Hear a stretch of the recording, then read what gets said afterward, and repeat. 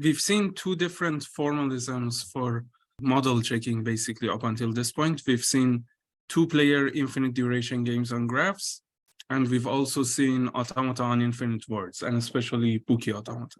We've seen two-player infinite duration games, and we've seen automata on infinite words. Now, the first thing I want to do today is to show you that these two are actually solving the same kind of problem. And then we're going to see another formalism, which is linear time temporal logic. So we have the same problem, and we have three different views. We have a game view, an automaton view, and a logical view. So for the game view, basically we had this set O1, which was the objective of player one.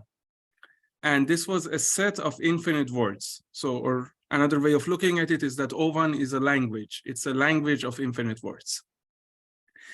And then what we wanted to do, find a strategy sigma 1 for player 1. So let's say that I use this notation to show all the possible outcomes that can happen if player 1 plays strategy sigma 1. So no matter what player 2 plays. Okay?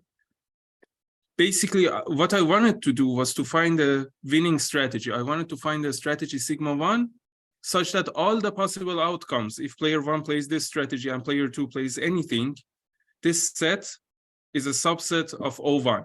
So player 1 wins in every case. Okay? But now the thing that I want you to really focus on is the type of these sets. So O1 is a language. It's a set of infinite words. And this set, the set of possible outcomes if you play sigma 1, this is also a language. And it's also a set of infinite words. So basically, when I'm solving a two-player infinite duration game on graphs, what I'm doing is that I'm checking whether a particular language is a subset of another language. And we talked about the use case of this. We said that, well, let's say that somehow the plays of the game are the runs of some program, let's say.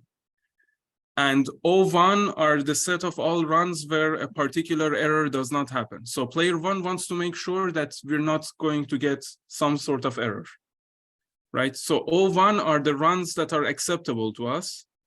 And then we're trying to prove that the runs that can actually happen in the game are a subset of the acceptable runs, okay? Now, I want you to see that we did basically the same thing when we had automata on infinite words. So there, again, we had languages. So if I have an automaton A, and let's say this is a non-deterministic Buki automaton, the language of A is also a set of infinite words, okay? Now, imagine that I have two different automata. Let's say I have one automaton A, and A accepts all runs of a particular program. So the language of A is the set of all runs that can happen in my code, let's say. And let's say that B accepts all runs that satisfy some specification. And again, this specification is like the set of runs that are acceptable to me. If I want to prove that my program does not have a bug, if I want to prove that my program works correctly, I basically want to prove that the language of A is a subset of the language of B. So this is, again, language inclusion. This is the same problem as here. I have a bunch of runs that can actually happen in my program, and I have a bunch of runs that are acceptable to me, that don't have errors in them. And I want to say that the runs of my program don't have errors. This one is a subset of this one. Okay? And this was the whole reason why we studied complementation and emptiness checking. Because we said that if I want to check if the language of A is a subset of the language of B, I can say that this happens if and only if the language of A does not intersect the language of B complement, right? And if I can compute B complement, and I know how to compute intersection, and if I can check whether it's empty or not, then I can answer this question. And this is like the main question in model checking. You just want to see if a particular language is a subset of another language. Now, the thing that is really nice when you're doing model checking using automata is that you're using the same formalism for your program and your specifications, right? Both of them are going to be automata and usually non-deterministic Buki automata. So I'm using an automaton B to formalize the specifications, and I'm also using an automaton A to formalize my program. But today we're going to see a completely different take on the same problem. And we're going to see that it is basically equivalent to these two. And this is what we call linear time temporal logic. So it's a temporal logic in the sense that it's a logic that can talk about time. So that's why we call it temporal. And we say it's linear time because, well, if you've seen sci-fi time travel and so on, there are different ways of imagining time, right? You can imagine time as branching. You can imagine that there are many different possible futures and we are branching into all of them. Or you can imagine that there's always only one future. And linear time means that we are considering only one future at any given time. So we don't have parallel universes, let's say. But we'll see a better and more formal definition of this very soon. This is a logical way of specifying sets of infinite words. So again, here I had an automaton B that basically told me which runs are acceptable. Instead of having an automaton, I want to have a logical formula that tells me what properties should the runs of my programs have. Okay. Let's start with some definitions. So first of all, I'm going to define a trace. And in a sense, a trace is what we normally call a run of a program. So here's how I define it. Let's say that I have a set P, and let's say that this is a finite set, and I'm going to call it the set of atomic propositions. Okay, so every proposition in P might or might not hold at any given time. Now, what I'm going to do is that I'm going to define my alphabet sigma to be all subsets of P. And then I'm going to say that a trace is an infinite word over this alphabet. Okay, so a trace is basically an element tau in sigma omega. Now, what does a trace really give me? A trace is an infinite sequence, and at every point in time, so for example, at time 0, it tells me which ones of the propositions hold. And then it tells me which propositions hold at time 1, which propositions hold at time 2, and so on. And it's infinite because we have infinitely many time slots. Okay, if we want to have a simple example, let's say that I have a traffic light, and let's say that my traffic light has basically 3 lights, red, green, and yellow, and each one of these lights can be on or off at any given time. Okay, so I have 8 states because basically any subset of my lights might be on at any given time.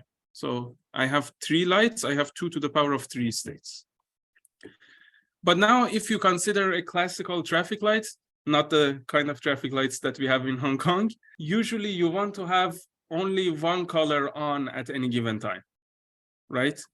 So you want, even though you have 8 states, only 3 of these states should really occur in a correct implementation. If I have a correct code of my traffic light, I should never have 2 lights on at the same time. Okay, again, not in Hong Kong. Hong Kong is weird. So here are some examples of traces. So this is one trace, which says that at time 0, only the red light was on, so the light was red. At time 1, it was green. At time 2, it was yellow, and so on. And to me, this is an acceptable trace. I'm happy with this. Now, what does this one say? Remember that every one of my letters is a subset of P. So this one is saying that at time 0, all the 3 lights were on. And then at time 1, red and green were on. At time 2, red and yellow, and so on.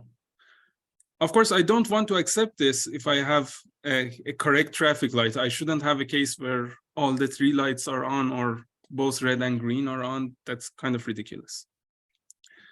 Now, in this next one, you see that at time 0, it was red. At time 1, it was green, and so on. But at some point, I have the empty set, which means that everything was off. And again, this is something that ideally I don't want to accept. So I want to specify the property that at any given time, only one of the three lights is on. And I want to actually specify the property that at any given time, exactly one of the three lights is on. Now, you can easily create a bookie automata that only accepts traces that have this property. Okay, I'm not going to create it for you. You should be able to create it yourself. It's super easy. Okay, but now I don't want to really use automata for my specification. I want to use a logical formula. So this is the logical formula that I want to say. I want to say at every point in time, let's say I'm in one of these cases. I want to say that at any point in time, first of all, at least one of the lights is on. So R or G or Y. And then I want to say that it's impossible that I have two lights on at the same time. So I don't have both R and G. I don't have both R and Y, and I don't have both G and Y. So this property says that at any given time, exactly one light is on. Because at least one light is on and no two lights are on. Okay? So I want to have a logic that can specify and express these kinds of properties. Now, this part is quite easy. This part is just propositional logic, right? The thing that is not that easy is that in my logic, I should have an operator that says at every point in time. So my logic has to be able to talk about time, and it has to be able to talk about the future. It has to tell me what's happening in the future. Okay. But let's see some more examples of these temporal properties. And temporal basically means anything that has to do with time. So what are some other properties that I want my traffic light to have? Okay. So here's another example. I want to say at every point in time, if the red light is off right now, and if in the next step, in the next time slot, the red light is going to be on, then at the current time slot, I want the yellow light to be on. Right? So basically the idea is that I don't want the red light to turn on suddenly without first showing the yellow light. Okay. So now to specify this kind of sentence in my logic, I need a way of talking about every point in time, but I also need a way of talking about the next time slot. So you can imagine every time slot as a second or a transition or whatever, but we have some notion of time. We have time 0, which is the start of the system, and then we have time 1, time 2, so on. So I want to say whenever the red light is off, and in the next step, the red light is on, then in the current state, I want to have the yellow light on. Okay. Another property that I would like to have is that, well, look at it from the point of view of a driver. If you reach this traffic light, you want to make sure that at some point you can pass it. So you want to make sure that your traffic light becomes green in the future. And you want to make sure that this happens no matter when you reach the light, right? So what I want to say is that at every point in time, there is a point in the future after that first point where the green light is on. So now I have to be able to talk about two things. I have to say at every point in the future, and I have to talk about existence of a point in future where something holds. Okay. Now look at this one. This one says that at every point in time, if the light is green right now, or to be more specific, if the green light is on right now, because maybe several lights are on, but anyway, if the light is green now, and if in the next step it's not going to be green anymore, then I want to make sure that in the next step it's going to be yellow. So from green, I want to only transition to yellow. I don't want to, for example, suddenly transition to red. Okay, this is another property that I would like to have. Now, this one is much easier. I want to say that the light turns yellow at some point. So I just want to say that there is a point in time when the light turns yellow. Easy. Now look at this property. This property does not start with any kind of quantification on time. So whenever I have a property like this, for example, when I have y, I see this as applying to time 0. So what this property is saying is that if at time 0, the light was yellow, then the light will remain yellow until it becomes red.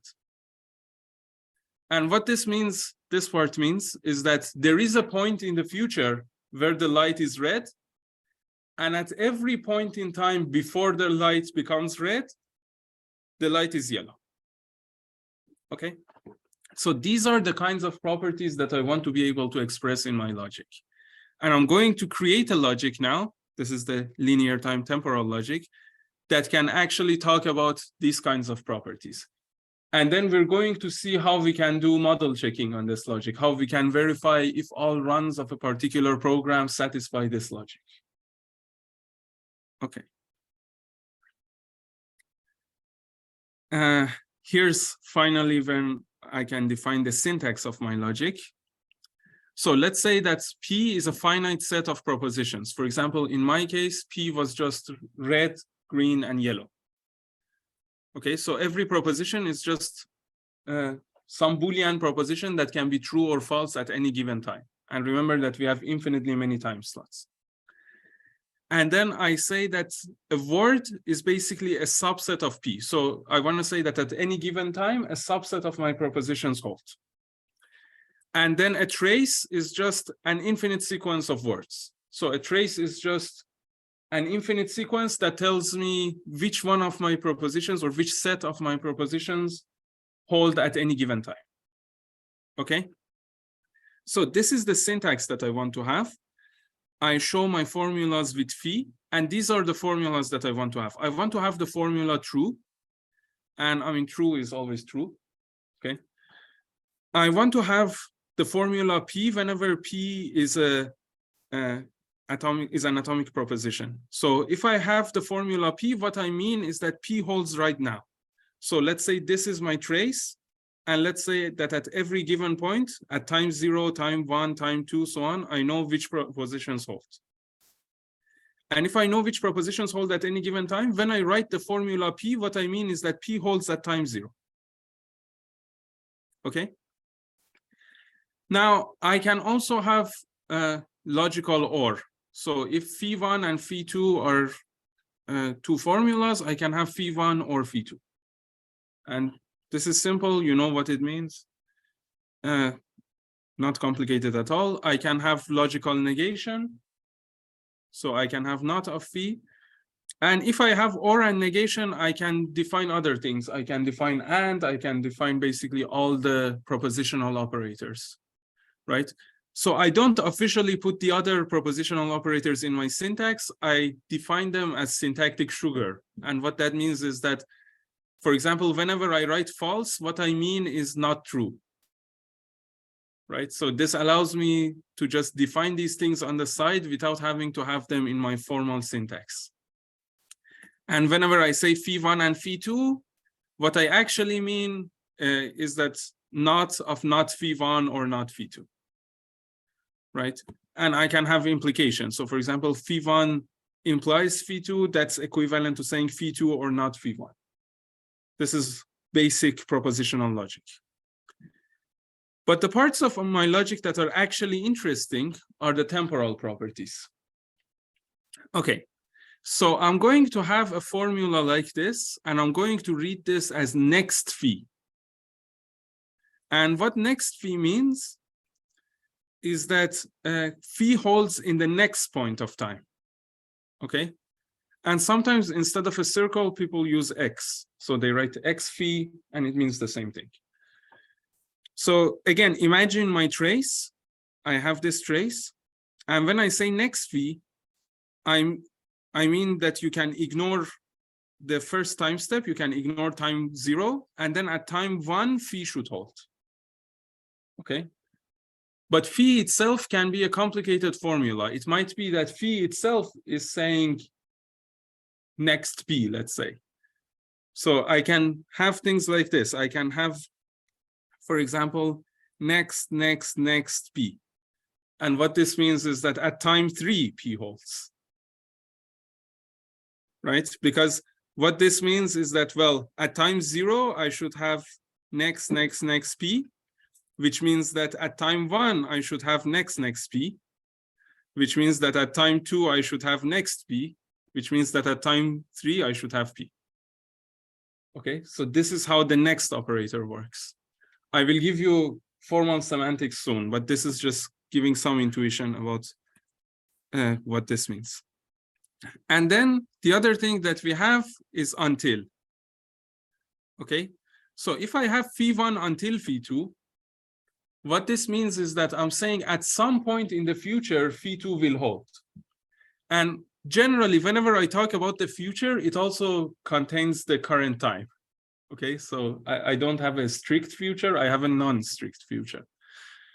So when I say phi1 until phi2, it means that there is a point in the future where phi2 holds, and up until that point, phi1 holds. Okay, so if my time starts here, if this is point 0, I'm saying that there is some point I in the future where phi2 holds, and at every time point before I, phi1 holds. So that's what phi1 until phi2 means. Okay. Now, a common problem we have now is that we are using the same notation for until and union. So you have to just be careful about how this is used. And based on the type, you have to understand whether it's until or union. So if it's in a formula, it's until. If it's in a set, it's union. Okay, so here's an example.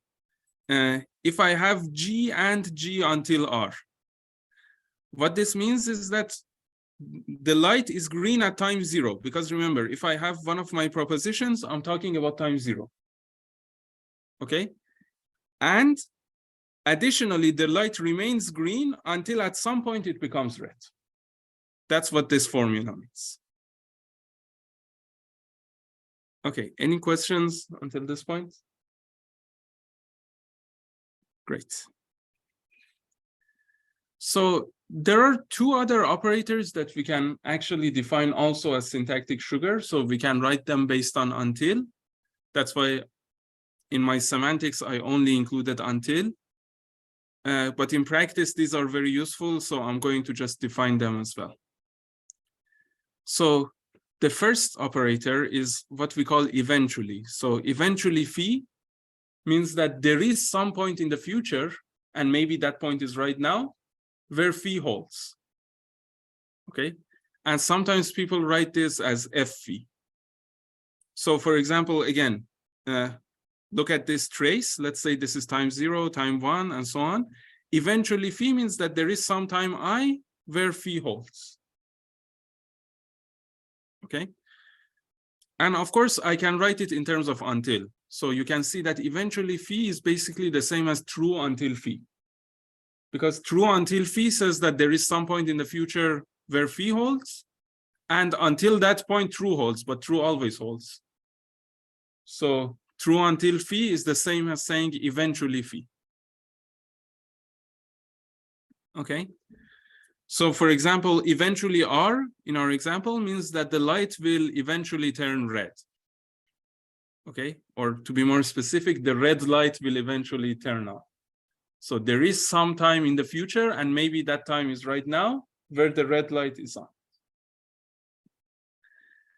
And then I have this one, and we read this one as always or globally. So always phi means that at every point of time from now and throughout the future, the formula phi always holds. And sometimes people again write this as G phi for globally phi. So this is like a pictorial representation. This is my trace, and phi holds at every point. Okay. Now, again, one thing that I have to really emphasize here is that phi itself can be a complicated formula.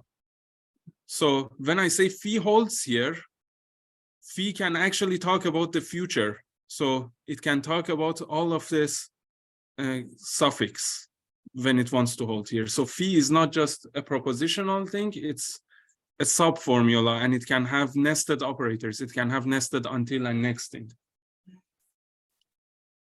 Okay. So why do I say this is syntactic sugar?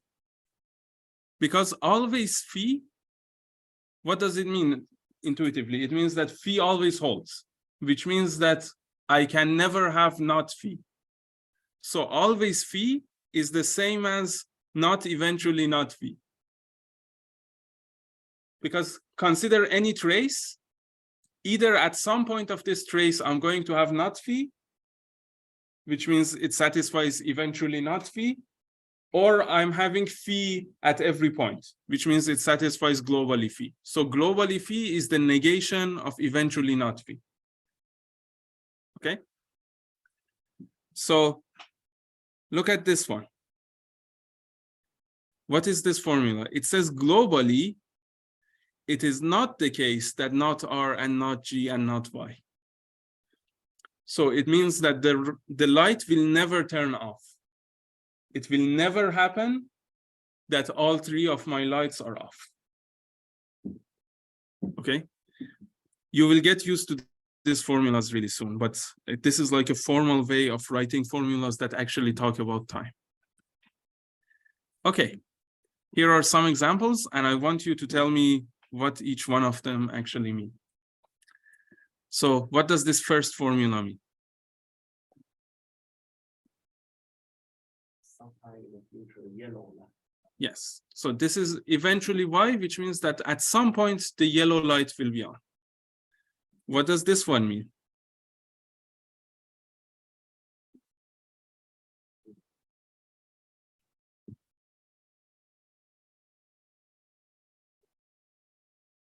Someone, what does this one mean?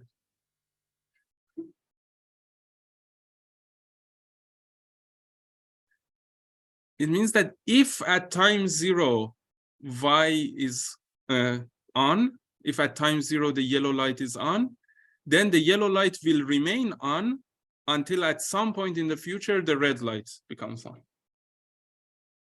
Okay? What does this one mean?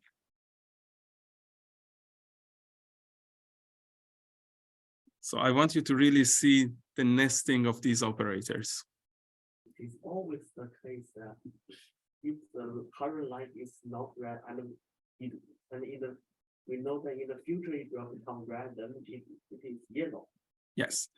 So it says for every time I, if the red light is off at time I, but the red light is on at time I plus 1, then the yellow light is on at time I. Oh, time. That's what this means. Okay? But actually, this is different from this next one. And the difference is only in the parentheses. What does this one say?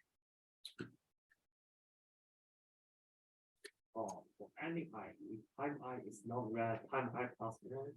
Yeah, so previously what I was saying was that I should have this formula at every time. So this formula should hold at every given time.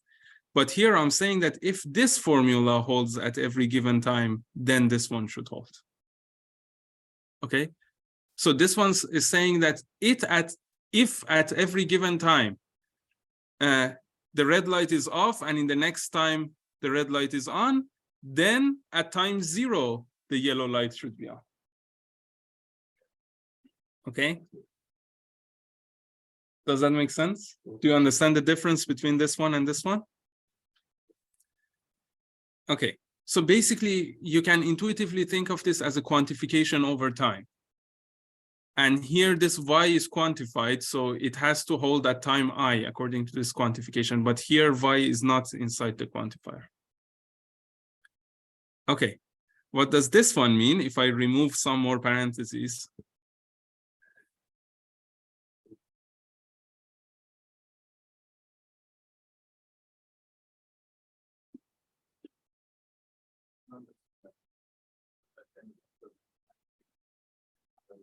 Yeah, so it's saying that if at every point in time I have not R, and if at point 1 I have R, which is basically impossible, right?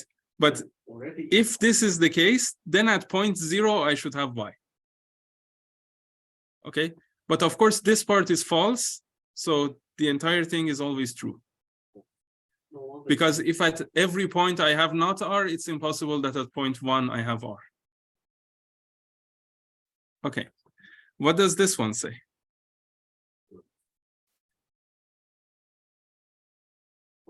I think this is easy. For any point, if we know that currently it's green, and the next point is not green, then we know that the next point is yellow. Yes, exactly. So at any given point in time, if the light is green right now, but I know that in the next step it's not going to be green anymore, then at the next step it's going to be yellow. So basically, if I'm transitioning out of green, I'm only transitioning to yellow. What does this one mean?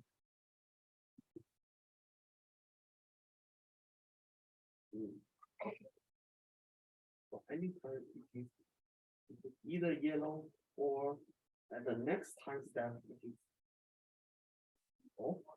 is not red. Yes.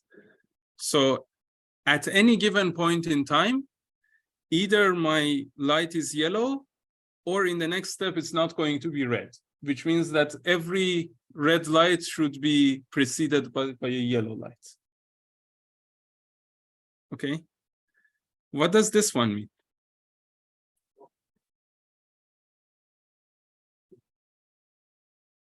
At any point, we know that in the future, the light will be green. Yes. So at every point I, there is a point J after I where the light is green. But what does that mean? That means that the light becomes green infinitely many times. Right? Because at every point in time, I know that I have a green in my future. So I have to have infinitely many greens. So this is basically very similar to the bookie condition. It's saying that I'm going to see infinitely many greens. So always eventually green basically says I'm seeing green infinitely many times. But what if I swap these two? What if I say eventually always green? Oh, some point in the future, it will always be green. Yeah, so it means that there is some point I, and after point I, it's always green. So I can have not green only in a finite prefix.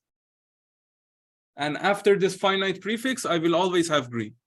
So this is Kobuki. So now you're seeing the connection between this logic and our games. Okay. So let's see some examples of this. The first example is, suppose that you have two processes, and let's say that they're being run concurrently, and let's say you have a lock. So if you've done concurrent programming, you know that you have to acquire a lock. So if you want to use a shared resource, for example, you have to first have the lock before you can use that resource. So let's say I have a lock L, and let's say that my atomic propositions are that either process 1 owns L or process 2 owns L. These are my two atomic propositions. Okay. So what does this formula say?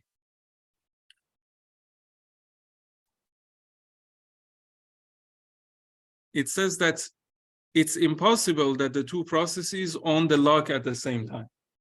So it says at any time, or at every time, either process 1 does not own L or process 2 does not own L. So basically, this is saying that I will not have a case where both of them use the shared resource at the same time. If I want to talk about concurrent programs, this is one way of talking about them in this logic. Okay. Here's another kind of real-world example. Let's say that you have a web server, and let's say that you have a bunch of clients who can send requests to this server. Okay.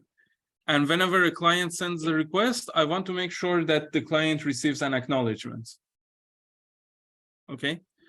So what I want to say is that at every time, globally, it is the case that if a request is sent from the client at the current time, then at some time in the future, an acknowledgement will be issued by the server. Okay? So globally, request implies eventually acknowledgement. Nice. Okay, now that you have some intuitive understanding of how our logic is supposed to work, let's actually talk about formal semantics. So remember, at the beginning of this course, we defined formal semantics for programs. Now we want to define formal semantics for formulas in our logic. So I know how to write an LTL formula. I know that my syntax is this, and of course, I also have syntactic sugar like this. So I know what a formula is. But for every formula, I want to actually define some semantics. I want to define the formal meaning of every formula. What does this formula actually mean? So let's say that I have a formula phi. This is an LTL formula. I want to define the meaning of phi or the semantics of phi. And I define it as a set of infinite words. Okay? So basically, the semantics of phi is the set of all traces that satisfy phi. Okay? And I write satisfaction like this. I write T satisfies phi to say that the formula T satisfies, that the trace T satisfies the formula phi. Okay? This is how I write satisfaction. And of course, based on this, I can actually define my semantics. So let's try to write rules for my semantics. And one other thing that I do here is that I define substrings. So if T is an infinite trace, then Tij is basically the finite substring from index I to index j. And Ti dot dot is the suffix of ta that starts at index I. Sorry, this is ta, not T. It's the suffix of ta that starts at index I and just goes on forever. So this is like an infinite suffix. It's just the same as ta, except that I've removed everything from index 0 to I minus 1. Okay? So with this notation, let us write some rules that tell us when a particular trace satisfies a particular formula. So what are the cases that I have to cover? I have to cover all of my formulas, and my formulas were either true or P or logical or not, next, and until. So let's write rules for all of this. When does a trace ta satisfy the formula true? What should I write in the assumptions of my rule? Well, true is always satisfied. Right? That's by definition. So I don't need any assumptions at all. So I can just have an axiom that says everything satisfies true. No matter what trace you give me, it satisfies true. Okay, true is a formula that is always satisfied. What if my formula is of this form? My formula is not phi. When does a trace ta satisfy not phi?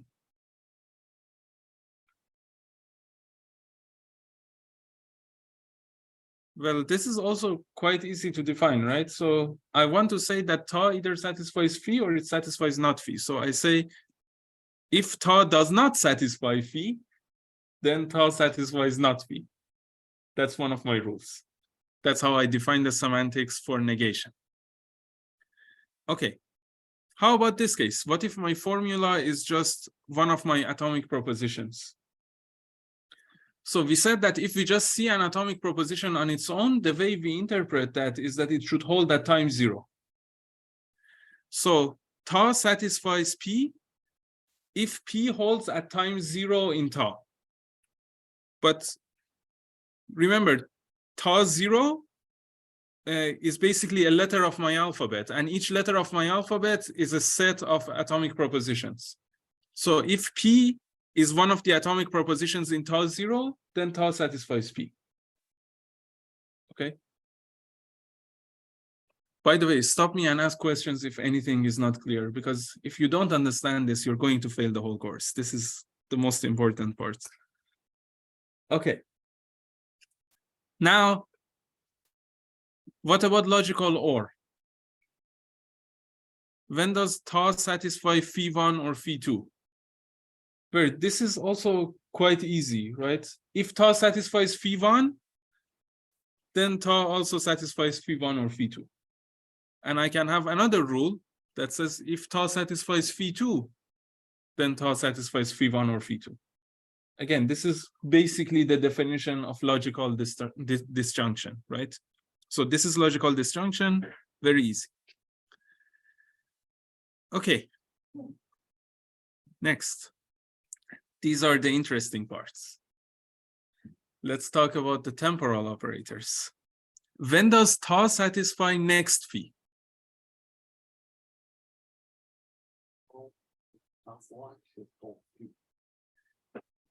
Yeah, so basically next phi means that phi should hold at time 1. So I can take my trace tau and I can chop off time 0 from it, and I can just take the suffix that starts from time 1. And I can say that if this suffix satisfies phi, then tau itself satisfies next phi. Okay. This one is a little bit harder, so let's first do these two. In practice, I just need to define this one because these were syntactic sugar. But let's talk about this. When does tau satisfy eventually phi?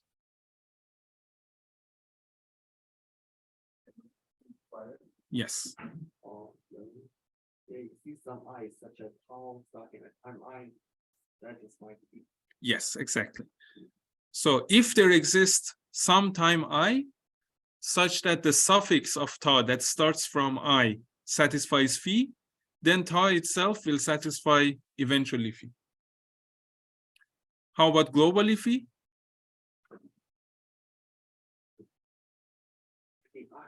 Yes, it's just that you use a universal quantifier instead of an existential. And this, for all I, it also contains the case where I is 0. Okay. So if for every suffix phi holds, then in the original trace tau, globally phi also holds. Okay, how do you define this one now? If I want to say tau satisfies phi1 until phi2.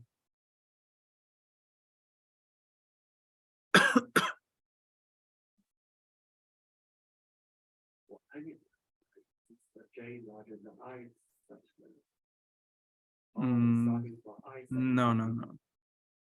Exists on J, the prefix on J is satisfied, but it was suffix J plus 1 is satisfied. Yes. Okay. So there exists some J.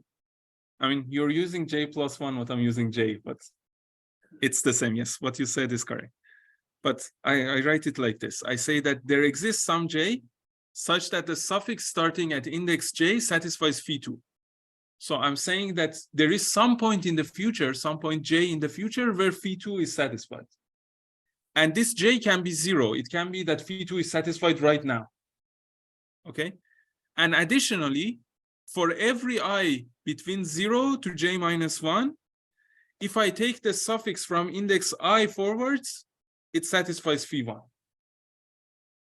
So again, there is some point in the future where phi2 holds, and until that point, at every point before that, phi1 holds.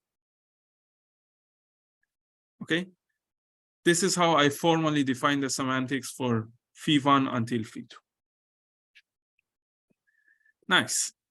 So now we have rule-based semantics for our LTL formulas. Whenever I give you an LTL formula and a trace, based on these semantics, you should be able to tell if this trace actually satisfies the formula or not. So now the semantics of the formula phi is well defined because the semantics of phi is just the set of all traces that satisfy phi. And we have rules that tell us when a trace satisfies a formula. Okay. Now, remember that we had some classical objectives, especially when we were talking about games. And the classical objectives that we saw were reachability, safety, bookie, co-bookie, and parity. Now, what I want to do here is that I want to show you, you can write all these classical objectives in LTL. Okay.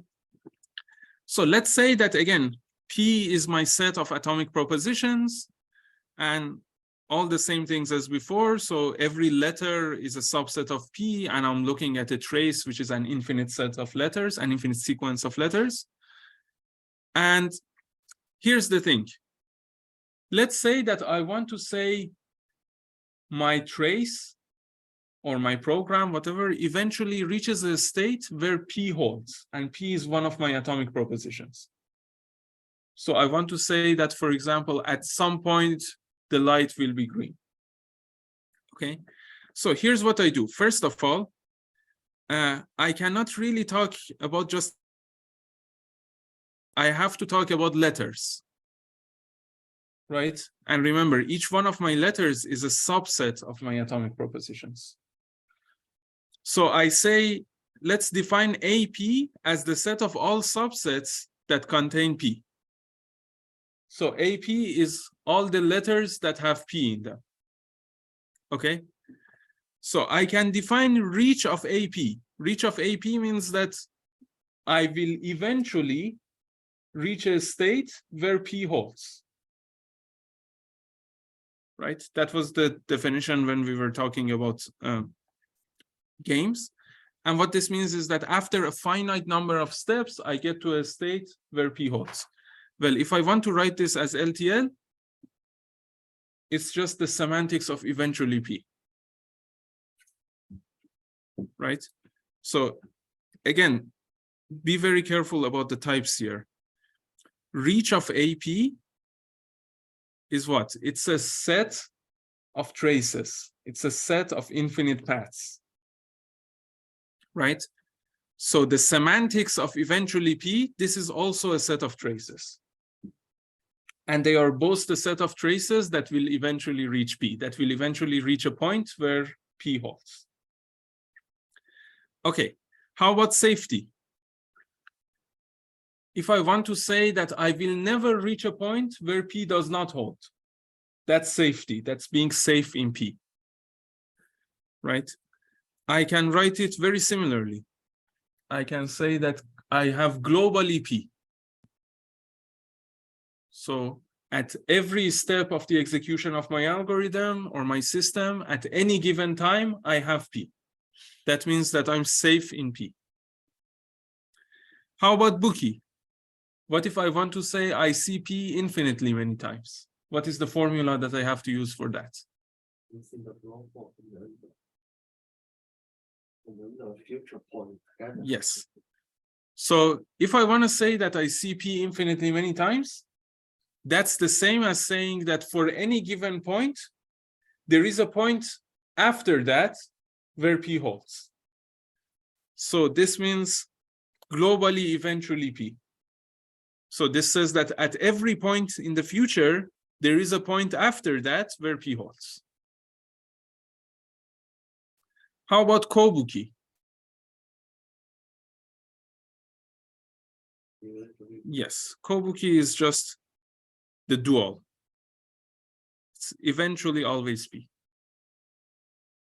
And okay, one nice point here is that if you look at this definition here, basically globally is the dual of eventually. And here we have the same situation. We know that bookie and co-bookie were duals. So we see this dualization in the formulas as well. So co-bookie of AP means that I want to make sure that after a finite prefix, I always have P. But this is exactly what this says. It says that there is some point in the future, there is some point I, such that from point I onwards, I always have P. Which means that if I just discard the finite prefix from 0 to I minus 1, then I have P everywhere. This is, again, the same as co-bookie. Okay. Now, let's say that I have parity, and let's say that I encode my parities as my atomic propositions. So let's say my atomic propositions are my priorities from 0 to D. Okay. How can I write parity?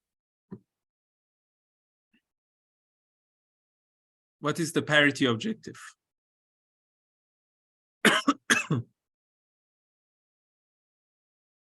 So the parity objective said that I want to make sure that the smallest priority that I see infinitely many times is even. So this means that the smallest priority that I see infinitely many times should be either 0 or 2 or 4 or so on.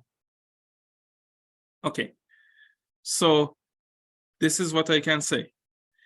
I can say either I see priority 0 infinitely many times, and I know that this is how I can say I see 0 infinitely many times, right? So always eventually 0 means that 0 is seen infinitely many times. So either I see 0 infinitely many times, or I don't see 0 infinitely many times, and I don't see 1 infinitely many times, and I see 2 infinitely many times. Or I don't see 0, 1, 2, and 3 infinitely many times, but I see 4 infinitely many times. And then again, or for 6, 8, and so on, until we reach D. So this is how I can write a parity objective in LTL. Does this make sense? Great. So we can also talk about equivalence of LTL formulas. So when we were working, let's say, with automata, we could talk about equivalence of automata. We could say that two different automata are equivalent if they have the same language. But in some sense, we know that the semantics of a formula is also a language. Because what's the language of an automaton? The language of an automaton is basically the set of all traces, the set of all infinite words that are accepted by that automaton. But now I have the semantics of a formula, which I can also think of it as the language of this formula, because it's also a set of infinite words. It's the set of infinite words that satisfy this formula. So I can define equivalence of formulas in the same way that I defined equivalence of automata. I can say that two formulas, phi1 and phi2, are equivalent if the semantics of phi1 is equal to the semantics of phi2. Which basically means that for every trace tau, tau satisfies phi1 if and only if it satisfies phi2. Okay? So I can give you some boring examples. One boring example is that negation of phi is equivalent to phi, of course. And you can, again, you can formally prove this using the rules that we had, and you can prove this in Coq. But yeah, it's painful, but it's obvious. And in general, I have all the equivalences that exist in propositional logic. So for example, not phi1 and phi2, this should be phi2, this is a typo.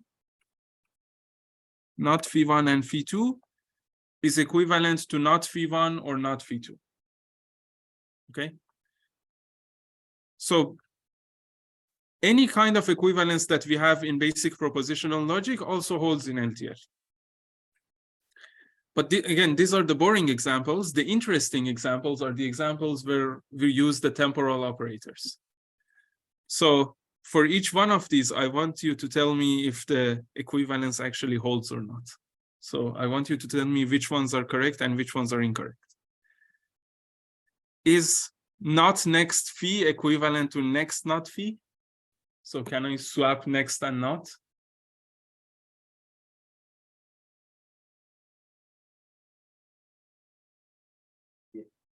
Yes, this holds. Why? Because not next phi says that it is not the case that in the next step phi holds, which means that in the next step not phi should hold. Because in the next step, either I have phi or not phi. And when I say in the next step, I basically mean at time 1, right? Because I'm always thinking of myself at being at time 0. So at time 1, I either have phi or I have not phi.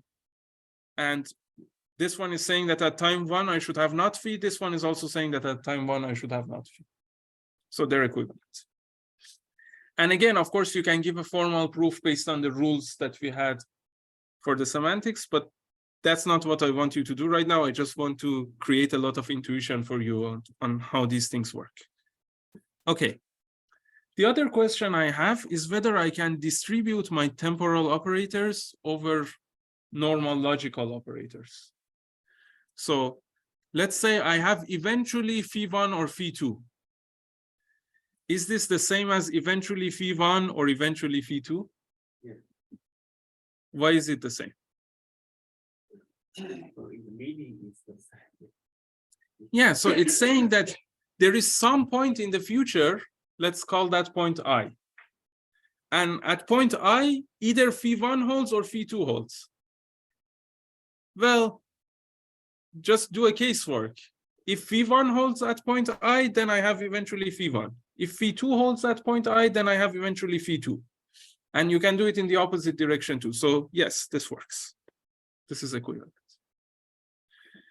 But can I do the same distribution over logical and instead of logical or? Can I say eventually phi1 and phi2 is equivalent to eventually phi1 and eventually phi2? Okay, why not? Not the same time or not. Yes, the times might be different. So what this one is saying is that it's saying there is some point I in the future where phi1 and phi2 hold at the same time at that point I. But this one is just saying that there is a point where phi1 holds and there is a point where phi2 holds, and there might be different points. So I do have an implication. The left one actually implies the right one, but I don't have equivalence. These two are not equivalent. Okay. Now let's do the dual. So remember that I told you that globally and eventually are duals. And of course, you know from basic logic that and or are also duals. So let's take the dual of this equivalence basically, and let's see if that holds. So if I have always phi1 and phi2, is that the same as always phi1 and always phi2? Yeah. Yes. Because again, all this is saying is that at every point in time, both of them hold, both phi1 and phi2. And this is saying the same thing. It's saying at every point in time, phi1 holds, and at every point in time, phi2 holds. It's easy to see that they're the same. What if I do it with or? Why not? Maybe one of them hold, you have to know. Yes, again, it's about what's happening at the same time and what's not happening at the same time. So if I say I always have phi1 or phi2, it might be that at time 0 I have phi1, at time 1 I have phi2, then again I have phi1, phi2, but I only have one of them at any given time, for example. But here what it says is that I should have either phi1 at all the times or phi2 at all the times, right? So the trace that is like this, the trace that satisfies phi1 but not phi2 at time 0, and then it satisfies phi2 and not phi1, and then again phi1 and not phi2, and so on. This trace satisfies the left formula, but it does not satisfy the right formula. Okay, so this one does not hold. Great. Let's have some more equivalences here. So I want to basically look at until. So does this equivalence hold? Can I say that phi1 until phi2 is equivalent to phi2 or phi1 and in the next step phi1 until phi2?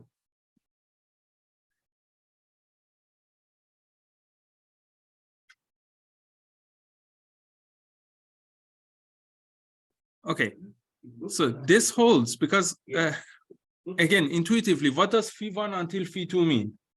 It means that there is some point where phi2 holds, and before that point, I always have phi1. So let's do a casework over that point, the point where I will have phi2 for the first time. Either I already have phi2 at time 0, or if I don't have phi2 at time 0, then I should have phi1 at time 0. And then at time 1, I should again have phi1 until phi2. Right? Okay, what does this remind you of?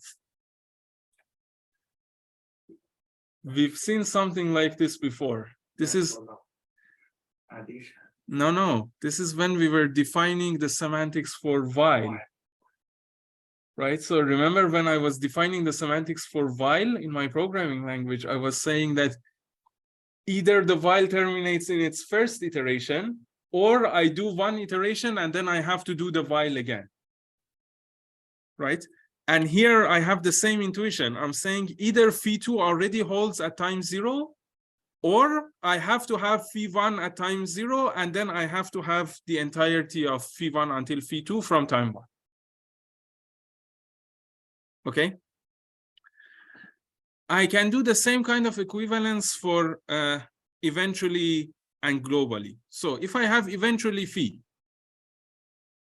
what does this mean? It means that there is some point in the future, and remember, whenever I say the future, it also contains the present. So there is some point in the future where phi holds. So I can again do a casework. Either phi holds right now at time 0, or at time 1, there is some point in the future where phi holds. So eventually phi is equivalent to phi or next eventually phi. And then I can do the same thing with globally. And again, you see the fact that these are duals. So instead of or, I will just have and here. So if phi, take this one, it says that phi should always hold.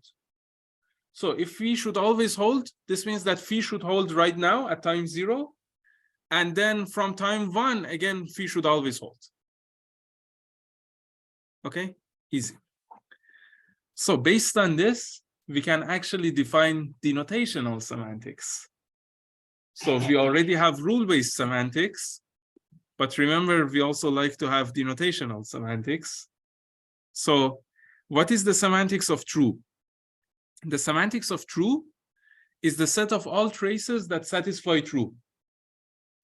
But every trace satisfies true, so this is just the set of all traces. So this is sigma omega. Sigma omega is the set of all infinite traces. What is the semantics of P? Yeah, it's the set of all traces, and P is an atomic proposition. So it's the set of all traces that have P at time 0. Yeah, so it's the set of all traces such that P is in tau 0. Okay. What is the semantics of phi1 or phi2?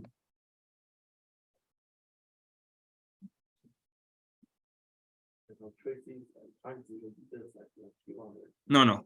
So phi1 is a formula. It's no longer an atomic proposition. So it can be a formula that has all sorts of operations in it. So which traces satisfy phi1 or phi2? Well, it's just the union of the traces that satisfy phi1 and the traces that satisfy phi2, right? So I can write it like this. I can say the semantics of phi1 or phi2 is just the semantics of phi1 union with the semantics of phi2. Again, be very careful that this is union. This is not until. So until is used for formulas. Union is used for sets. These are sets. So it's union. Okay. How about this?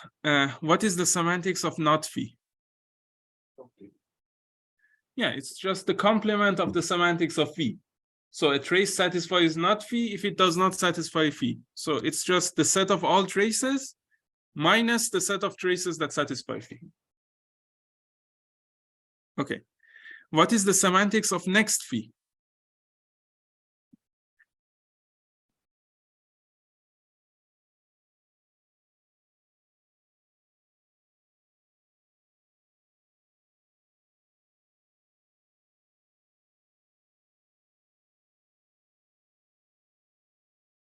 It's basically the set of all traces such that if I cut off the first letter, the rest satisfy phi, right? So this is the set of all traces tau such that the suffix that starts from index 1, where I have basically cut the letter at position 0, that satisfies phi. But I can just write it like this. I can just write it as sigma concatenated with phi, with the meaning of phi. So this means that I can take any letter as my first letter, and then I can take any trace that was in the semantics of phi, and I can concatenate them, and that would give me the semantics of next phi. Okay. Again, this is when I write something like this, I mean string concatenation. So it's just I'm concatenating a member of sigma with a member of the semantics of phi. The most interesting question, and this is the reason why I first showed you this, and I told you that it looks like how we were working with our while loop, is how to define the semantics of phi1 until phi2.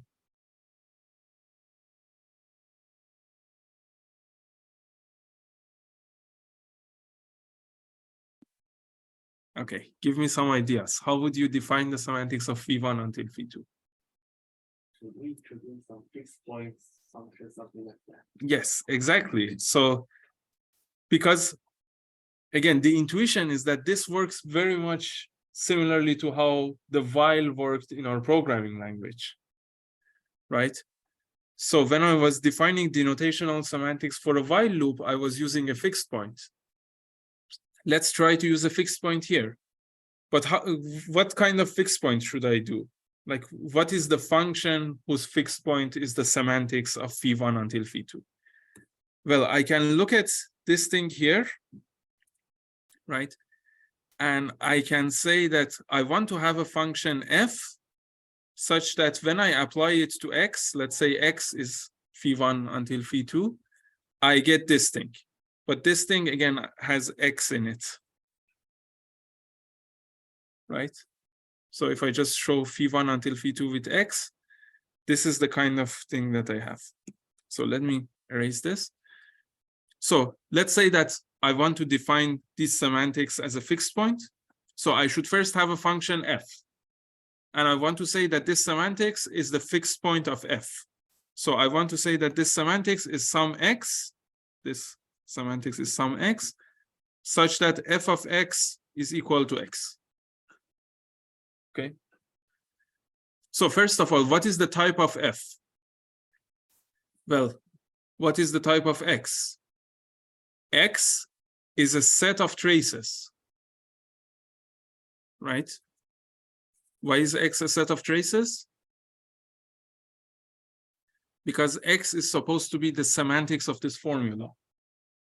And we said that the semantics of a formula is the set of traces that satisfy that formula. So this function f should map sets of traces to sets of traces. So it takes a set of traces. Okay, this is the set of all of my traces, and this means that I'm taking a subset of traces. Okay, it looks strange, but it's really not that hard. It's the function f is a function that takes a set of traces and gives me another set of traces. And how am I going to define this? I'm going to say f of x is defined basically using this equality that I have here. So I'm thinking of this again, I'm thinking of the semantics of this formula as x, and I'm thinking of this one as x2. So I want to say that x is equal to f of x. So I want the semantics of this whole thing to be f of x. Okay. But what is the semantics of this whole thing? It's basically the semantics of phi2, and then I have an or, and remember that or basically became union. So it's the semantics of phi2 union with the semantics of this part. But what is the semantics of this part? So it's phi1 and next x. So the semantics of phi1 intersection, because and will become intersection, right? Maybe I should have written that separately. So here I can also define the semantics of phi1 and phi2, right? The semantics of phi1 and phi2 would just be the semantics of phi1 intersect the semantics of phi2, right? Because a trace satisfies phi1 and phi2 if it satisfies both of them. So I can just take intersection there. So let's come back here again. I want to define a function f such that the semantics of phi1 until phi2 becomes a fixed point of f. But I know this equality about phi1 until phi2. So I'm going to show the semantics of phi1 until phi2 with x, and I'm going to show the semantics of this right-hand part by f of x. And I want to have x equals f of x because I want to have a fixed point. So how should I define the function f? I should basically use the semantics of this part as my function f. So, and the semantics of this part is basically the semantics of phi2, and then I have or, so I have union, and then I have the semantics of phi1, and I have and, so I have intersection, and then I have next x, but the semantics of next x was just this. It was sigma and x, and this is again concatenation. Okay, so it's this one basically. So if I define my function f like this, and then if I apply f to the semantics of phi1 until phi2, I should get the semantics of phi1 until phi2 again. So the semantics of phi1 until phi2 is a fixed point of this function. Okay. Now, again, if this is hard for you, just think about what we were doing with while loops. Right? I was defining a function there, which was basically something very similar to this. And then I was saying that the semantics of my while loop is a fixed point of this function. I'm doing exactly the same thing here, except that previously the equality that I had was the equality that unrolled the while loop. It said that you either end the while loop immediately or you run one iteration of the while loop. Now the equality that I have is an equality that is unrolling the until. It's saying I either have phi2 immediately, or I have phi1 now, and then I should have phi1 until phi2 in the next step. So everything I'm doing here is the same as what I was doing for while. Okay. Now, again, we have the same issues that we had when we were defining denotational semantics for while. It's like, I know that this thing, the semantics of phi1 until phi2, should be a fixed point of this function f, and I could define my function f. But the question is, does this function even have a fixed point? And what if it has more than one fixed point? What should I do in those cases? And I'm not going to go into details of that because it's exactly the same as the case with while. It does have a fixed point, and the reason it has a fixed point is that we already have rule-based semantics. So we can use our rule-based semantics to show that a fixed point exists, the same way that we used operational semantics in the case of while. And then if there are many fixed points, we have to take the least fixed point again. And the reason we have to take the least fixed point is, again, the same as the case of while, because we want our two semantics to match. Okay. Nice. Now, let me give you a taste of what we're going to see in the next session after lunch. Basically, I have a way of writing specifications now. I have a way of writing formulas in LTL that can give me the desired properties of my system or my program, right? But I know how to do model checking using automata. I know how to check if the language of a particular automaton is a subset of the language of another automaton. And if I have a program, it's usually easy to write an automaton whose language is basically all the runs of my program. And it's also easy to write an LTL formula that gives me the properties that I want to have. So if I can somehow translate my LTL formula to another automaton, then I can just check if the language of my first automaton is a subset of the language of my second automaton. And that tells me whether all runs of my programs satisfy the LTL formula. Right? This is what we call model checking. I have a program, I have a formula. I want to see if the program, every run of the program satisfies the formula or not. And the formula is like my notion of correctness of my program. What I do is that I just translate both of them to automata.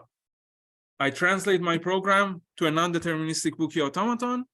I translate my LTL formula to a non-deterministic Boole automaton. And then I ask, is the language of the automaton of my program a subset of the language of the automaton of my LTL formula?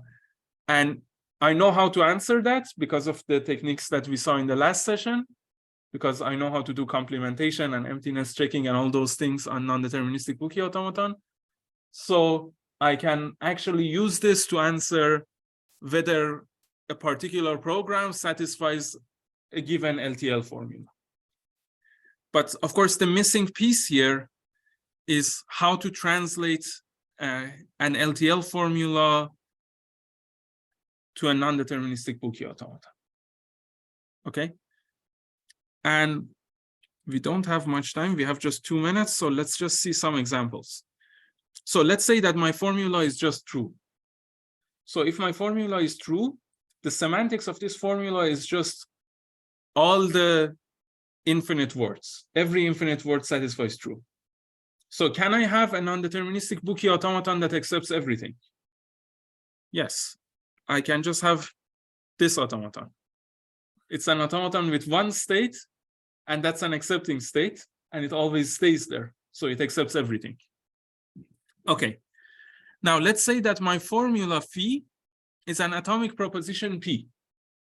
How can I translate this to an automaton? So this means that I want to basically accept all the infinite words such that they have P in their first letter. So I can just have an automaton like this. I have a starting state, and if I read a letter that has P in it, I go to an accepting state and then I will accept. Otherwise, I reject. So I can easily translate this one to an automaton. How do I translate phi1 until phi2? So let's say that I have an automaton for phi1 and I have an automaton for phi2. Okay? So what are the set of traces that satisfy phi1 or phi2? They're just the union of the traces that satisfy phi1 and the traces that satisfy phi2. So I have to take the union of my two automata. But I know how to do union on non-deterministic Boole automata. So I first create the automaton for phi1, and then I create the automaton for phi2, and then I take the union of those two automata. And that's the automaton for phi. Okay. And the same thing happens for negation. So if I want to do negation, and if my formula phi is of this format, it's the negation of phi prime. I first find an automaton for phi prime. And then in the last session, we saw that if I give you an NBW, a non-deterministic Boole automaton, there is a non-deterministic Boole automaton that accepts the complement language. I can take the complement. So I just do that. I take the automaton for phi prime, and then I complement it. For example, I use Boole's construction from the last session. Now, the more interesting cases are the cases that we will cover after lunch, and these are the cases where you have temporal operators, next or until.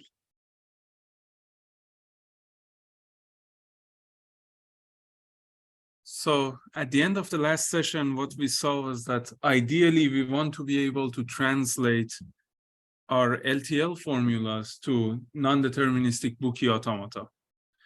And the reason for that was that I was looking at my LTL formula as a specification that basically told me what properties my program or my system should have. And then I was hoping to translate it to a non-deterministic Bookey automaton and then also translate my program to another non-deterministic Bookey automaton. And then try to prove that all runs of my program satisfy the LTL specification, which means that the language of the automaton of my program is a subset of the language of the automaton of my LTL specification. That's ideally what I want to do, but I can't just do it with non-deterministic Bookey automata, so I'm going to define something called a generalized non-deterministic Bookey automaton. And you'll see that the generalization is not that extreme. It's like actually a very straightforward generalization. So just remember our definition of non-deterministic automaton on infinite words. So the idea was that every automaton should have a finite alphabet of letters. It should have a finite set of states. It should have a bunch of initial states. It should have a transition function, and this transition function can map a state and a letter to a set of states because I want to have a non-deterministic automaton. And then we said that we will also have an acceptance condition. And the acceptance condition basically told us when a particular run is considered to be an accepting run. And then we said that a word is accepted if it has at least one accepting run. Okay, so this is the general framework of non-deterministic automata on infinite words. Now, in case of a Bookey automaton, we saw that the acceptance condition was basically that I have a set T of target states, and I say that a run is accepting if it visits T infinitely many times. So if the set of vertices that are visited infinitely many times in this run intersects T, then I say T is accepting. Okay, so that's the Bookey acceptance condition. Now I want to generalize this, and I want to give you a generalized Bookey automaton. So the generalized acceptance condition is that instead of just having one target set, I have k different target sets. I have T1, T2 to Tk. And then I say that my run should visit each one of these target sets infinitely many times. Okay? So a run is accepting if it sees T1 infinitely many times and also sees T2 infinitely many times and so on, and also sees Tk infinitely many times. That's my definition for a generalized Bookey automaton. And also, without loss of generality, I can always assume that T1 is the set of all states. Because all this says is that my run is infinite. My run doesn't get stuck. Because if I have an infinite run, if I can always transition somewhere, I will see some state infinitely many times, right? So I can always put T1 equal to Q. And basically all this says is that I should have an infinite run. Okay, so first of all, what is the relationship between MBW and GMBW, between non-deterministic Bookey automata and generalized non-deterministic Bookey automata? It's pretty obvious that if you have a Bookey automaton for a particular language, you also have a generalized Bookey automaton for it, right? Because it's just the case where K is 1. Right? Instead of having K sets, you have just one set that you want to see infinitely many times. So it's obvious that NBWs are not more expressive than GMBWs. But what I want to actually prove is that they have the same expressivity. So I want to say that if you have a generalized Bookey automaton A, I can always construct a non-deterministic Bookey automaton B, which is not generalized, such that it has the same language. Okay, so basically what I'm saying here is that by this generalization, I'm not going to get any new expressivity. Any language that I can model by a generalized automaton could already be modeled by a Bookey automaton. Okay, so how can I do this? Let's say that I've been given this automaton A. And if you remember, actually, last time we had this construction where we said that we want to have the condition that we have two different sets, T1 and T2, and I want to see both of them infinitely many times. And I said I just take two copies of the automaton. The only difference here is that I take k copies of my automaton. So let's say I have this automaton A, and this was a generalized non-deterministic Boole automaton. And I have the sets T1 to Tk, and I have to see each one of them infinitely many times. What I do is that I just make k copies of my automaton A. Okay. And then the rule is that I start in the first copy until I get to one of the target vertices in T1. And if I get to one of the target vertices in T1, all the outgoing edges will go to the second copy. And then in the second copy, I continue my execution until I get to one of the target vertices in T2. And then all the outgoing edges will go to the third copy, and so on. So this is my construction. I say that my automaton B basically has the same alphabet, but instead of having the same set of states, it now has k copies of my original sets of states. And my initial states are just the initial states in copy 1. Okay? And now what does my transition do? I'm calling my transition function delta prime. So basically, if I'm at state Q in copy I, and I read this letter, I just look what happened in the original automaton A. And I do the same transition, and I stay in the same copy. But I stay in the same copy if I'm not reaching a target. If I am reaching a target, I'll just go to the next copy.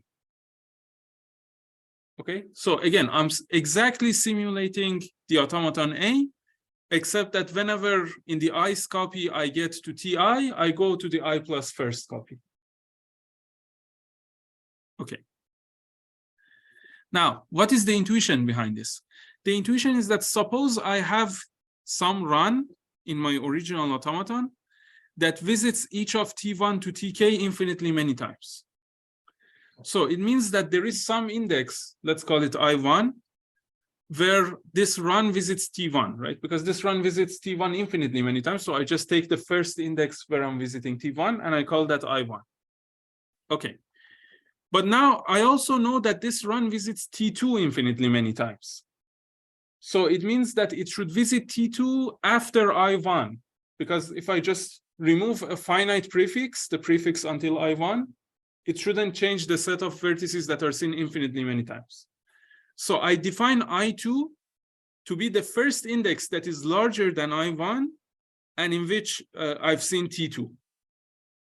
And then I just continue like this. So I define I3, I4 to Ik. And I get a sequence of indices, Ik, Ik minus 1, and so on. And basically the idea is that between I1 and I2, I see T2. So, and then between I2 and I3, or more specifically at I1, I see T1. At I2, I see T2, and so on. Okay.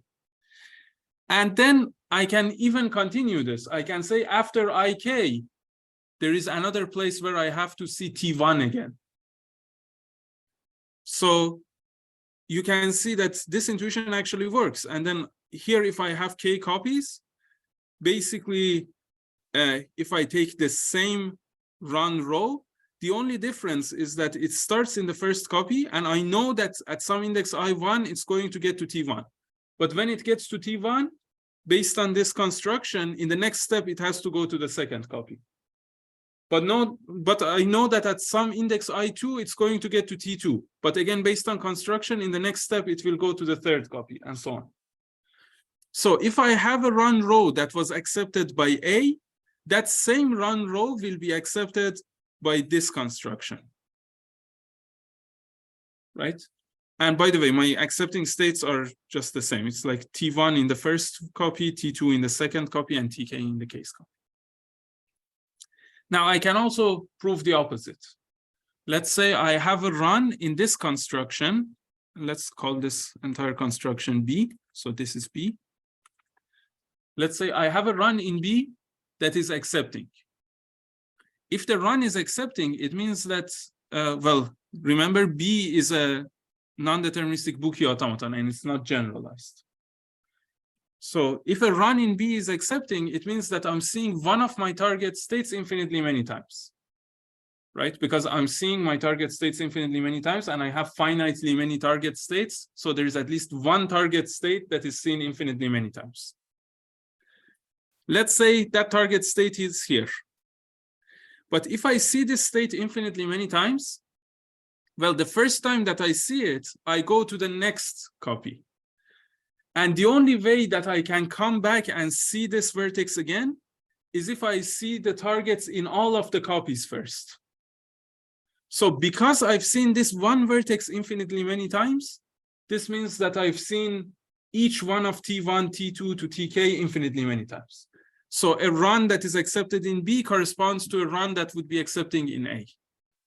So this proves that the language of B is the same as the language of A, because I took a run that was accepting in A and I created a run that was accepting in B. Then I did the opposite. I took a run that was accepting in B and created a run that was accepting in A. So they have the same language.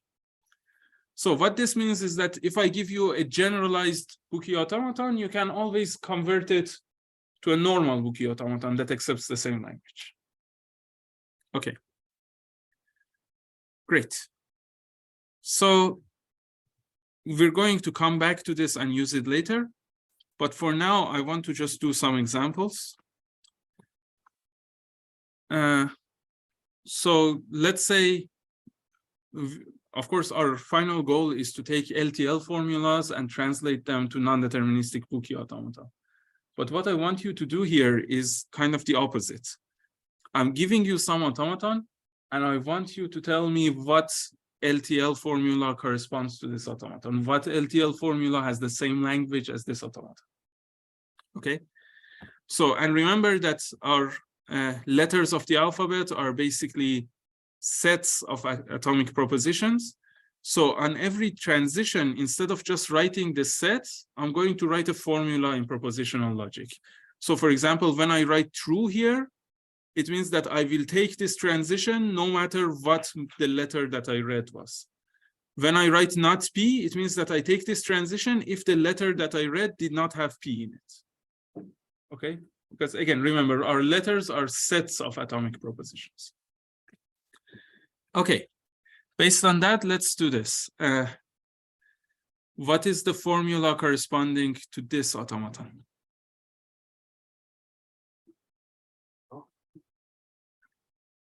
Next. Yes, it's next negation of P. Because what does this automaton do?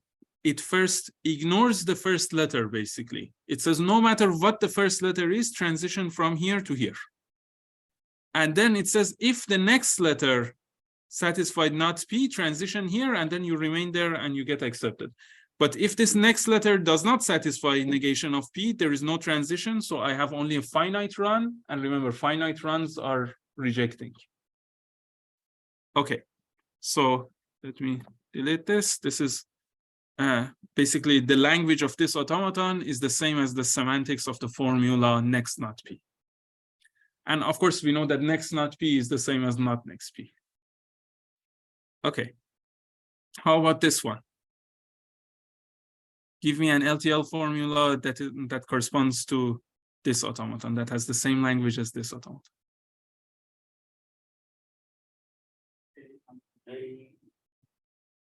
A until? No. A or next? No. Oh, A or A or not A and B. Okay, can you just simplify that? It's A or B, right? A or not A and B is the same as A or B. Yeah, so this is A or B. So we have two different components and each one of them has its own starting state. So I have two starting states here, right? Yeah, and this component up here, it basically accepts any infinite sequence that has A in its first letter, right? And this one accepts any infinite sequence that has B in its first letter. And we don't care about the next letters anyway.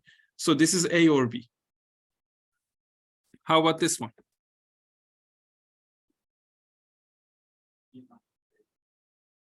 Okay, B until A, but why is that? It's not B until A. We cannot have A. If we have A, then we won't reach the target anymore. Yes. So we should also. So you were thinking that this is the target vertex, but this is the target vertex, right? We showed the target vertices in blue. So basically, I start here, and as long as I read something that has B in it, I can stay here. Even if the letter that I read is AB, I can still stay here. Okay.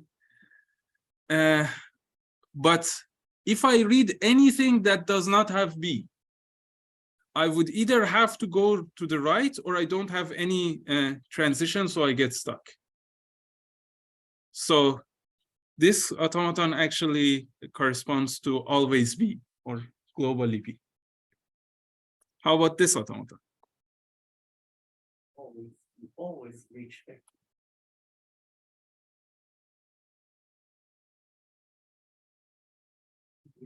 So we start here, and generally speaking, every time that we read an A, we go to the right side. Every time that we read not A, we go to the left side. We should let A appear infinitely many times. Yes, so this is the set of traces that have A infinitely many times. But what is the LTL formula for that? Always appear A. Yes, always eventually A. Oh, always. Okay. How about this one?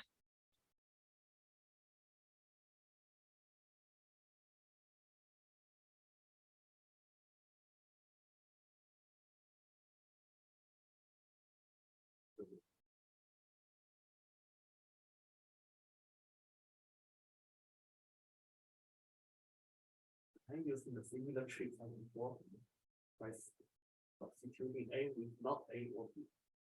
Okay. So Always.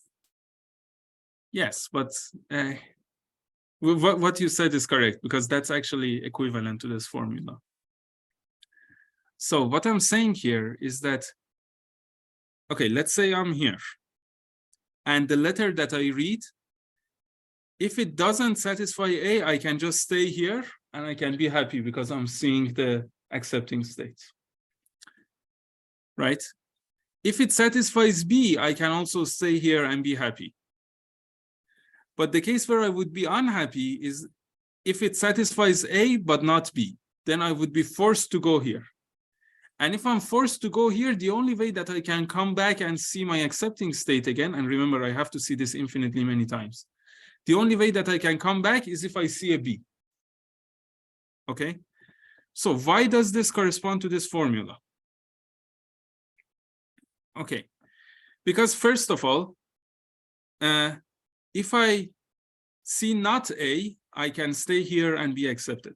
But if I see A, I have to take this. Or, well, okay, let's say I'm seeing A and I also have B. Again, I can take this. The only case that I have to take this one is if I see A but not B. And then I take this one, which means that later I have to see B to be able to come back. So basically, this means that whenever I see A, I have to see a B later on. So either I see the A and the B at the same time, which means I take this one, or I see A and I don't have B, which means I take this one, but then I need a B later to come back. So in any case, whenever I see an A, I will have to see a B later on. Every A should be followed by a B. That's how I would say. So it is globally the case that if you see A, you should eventually see B. How about this one?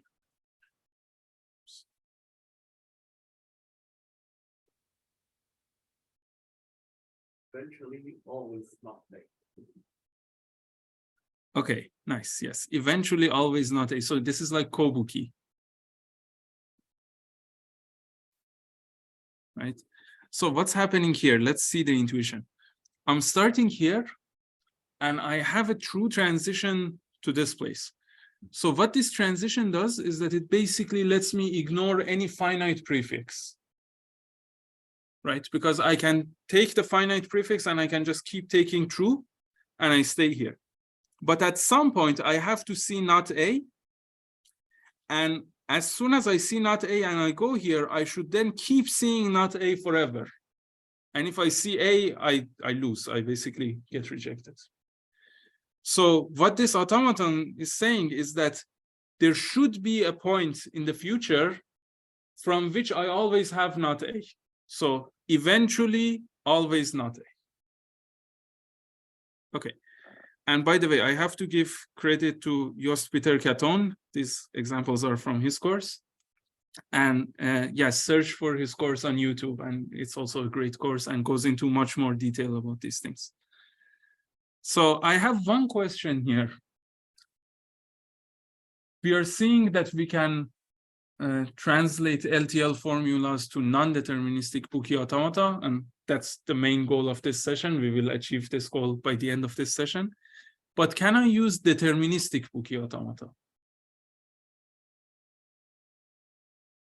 Do you think it's possible to translate any LTL formula to a deterministic Buki automata? Why not? How can we deal with war? Yeah, so it's basically the same example from last time that we saw. We saw that we cannot do kobuki in deterministic Buki automata, right? And I can write a kobuki condition such as this in my LTL. So I cannot use deterministic Buki automata. I really need the non-determinism there. Okay.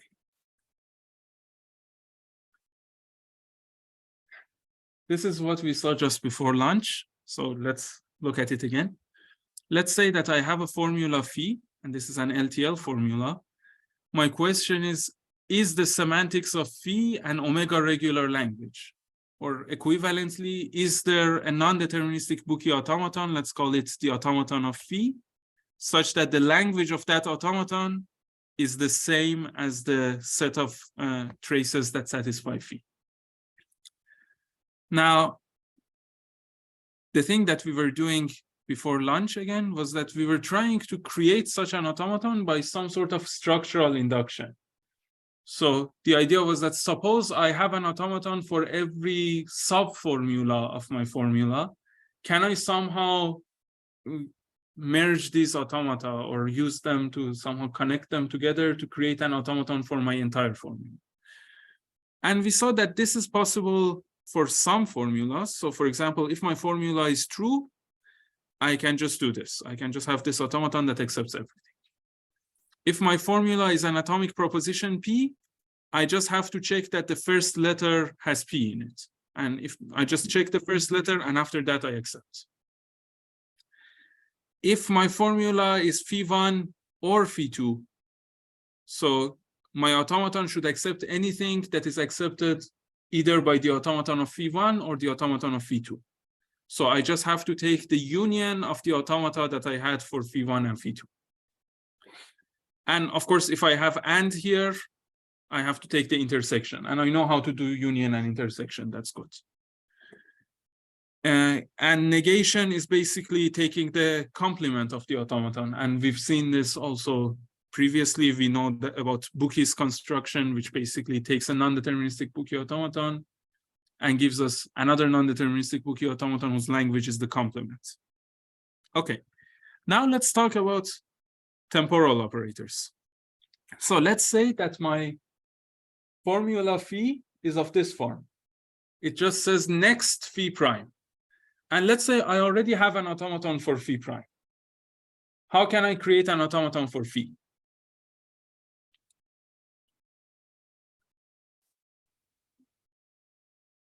Yeah, so basically an automaton for phi should just ignore the first letter and it should apply the automaton for phi prime. So it's easy, it's just this. I have one state and let's say I have true here. So I ignore the first letter and my transition goes to the initial state, or if there are several initial states, then to all of them in the automaton for phi prime. Okay. Now, the part that this kind of structural induction really fails is when we have until. Because again, remember that intuitively until is like while, And we had the same problems when we were dealing with programming languages. So I can't really do anything for until. I cannot say that if I have an automaton for phi1 and phi2, I somehow merge them together and I get an automaton for phi1 until phi2. Now, why is this? The reason for this is that we will actually need some sort of branching. So you might think that, oh, I can just take the automaton of phi1 and the automaton of phi2, right? And I can say start here and go to the automaton of phi1. And at every end state there, go to the automaton of phi2. So first see phi1 and then see phi2 or something like that. But that would not work. And the reason that this doesn't work is that phi1 or phi2 themselves can talk about the future. So it might be that, for example, phi1 is itself p until q. Okay. So if I have a trace like this, and let's say these are my times, time 0, time 1, time 2, and so on. You might think that I can have some sort of selection. I can say, okay, if I want to satisfy phi1 until phi2, I can say I want to satisfy phi1 here, phi1 here, phi1 here, and then choose to satisfy phi2 here. And then I can just use the automaton for phi1 and the automaton for phi2. But the problem is that if I want to check that I satisfy phi1 here, this is not just talking about this point in time. Phi1 itself has an until, so I'm talking about this entire suffix. You see, so I have to check some things in parallel. I have to check that, for example, here I still have P, and then here, for example, I have Q. And I have to have this in order to have phi1 earlier in my timeline. So that's why I cannot just take the automata for phi1 and phi2 and merge them in a trivial way to get the automaton for until. Okay, but what do we know about until? Well, remember we were defining these denotational semantics, and we actually use this equivalence to define the denotational semantics for until, right? So we know that phi1 until phi2 is equivalent to phi2 or phi1 and phi1 until phi2 in the next step. Okay, so basically what this says is that if you want to satisfy phi1 until phi2, you either satisfy phi2 right now, or if you don't satisfy phi2 right now, then you can satisfy phi1 right now, and then in the next step, you have to again satisfy phi1 until phi2. Okay, so I somehow want to use this to create my automaton. So I'm just going to say that this structural induction thing, it failed. And I'm going to find a completely different way of creating my automaton based on this observation. Okay. Now, I want to actually translate every LTL formula to a generalized Buki automaton. And then based on the lemma that we saw at the beginning of this session, I can translate the generalized automaton to a normal Buki automaton. So this is fine. Now, what is the intuition behind my automaton? Basically, the intuition is the same as that figure that I created for you before. So let's say this is my timeline. And let's say, for example, here I satisfy phi1, here I satisfy phi2. But then at some point, I had this problem that I had to say, oh, here I want to satisfy both phi2 and p. Right? So what I'm going to do is that I'm going to look at all of my subformulas, and then I'm going to create an automaton where every state of my automaton has a bunch of subformulas in it. Okay? And then the idea is that if I start at that particular state, let's say this state has some subformulas, I don't know, it has P, it has next Q, it has P until Q. Okay. I want to say that if I start my automaton at this particular state, it will accept exactly the set of traces that satisfy all the subformulas corresponding to this state. Okay, this is my intuition. I want to have many different states for any combination of subformulas. And in every state, I want to say, if I start my automaton from this state, it will accept exactly the set of traces that satisfy the subformulas in this state. Okay. Now, this was the general intuition, but now let me actually formalize this. And the first thing I have to formalize is, what is a subformula? Okay. So let's remember the syntax that we had for our LTL formula. So we said that an LTL formula is basically either true or an atomic proposition, or phi1 and phi2. I think I was using or before, but it doesn't really matter. You can use and. We can have negation, we can have next, and we can have until. Okay. So let's define what I mean by subformulas. So for every formula phi, I'm going to write SF of phi to be the set of subformulas of phi. And for true, true is the only subformula of true. And P is the only subformula of P. And if I have a formula that is of the form phi1 and phi2, then its subformulas include itself and anything that is a subformula of phi1 and anything that is a subformula of phi2. This is union again. Be careful what's union and what's until. The subformulas of the negation of phi are again the formula itself, negation of phi, and anything that is a subformula of phi. So you see, this is like a structural definition. This is actually an inductive definition. And the subformulas of next phi are again defined similarly. It's next phi itself and anything that is a subformula of phi. And the subformulas of phi1 until phi2 are the formula itself, phi1 until phi2, and anything that is a subformula of phi1 and anything that is a subformula of phi2. Okay? So this is how I define subformulas, but I'm also going to define something else. And this is what I call the closure of phi. And the closure of phi is basically the set of all subformulas of phi and also the negations of subformulas of phi.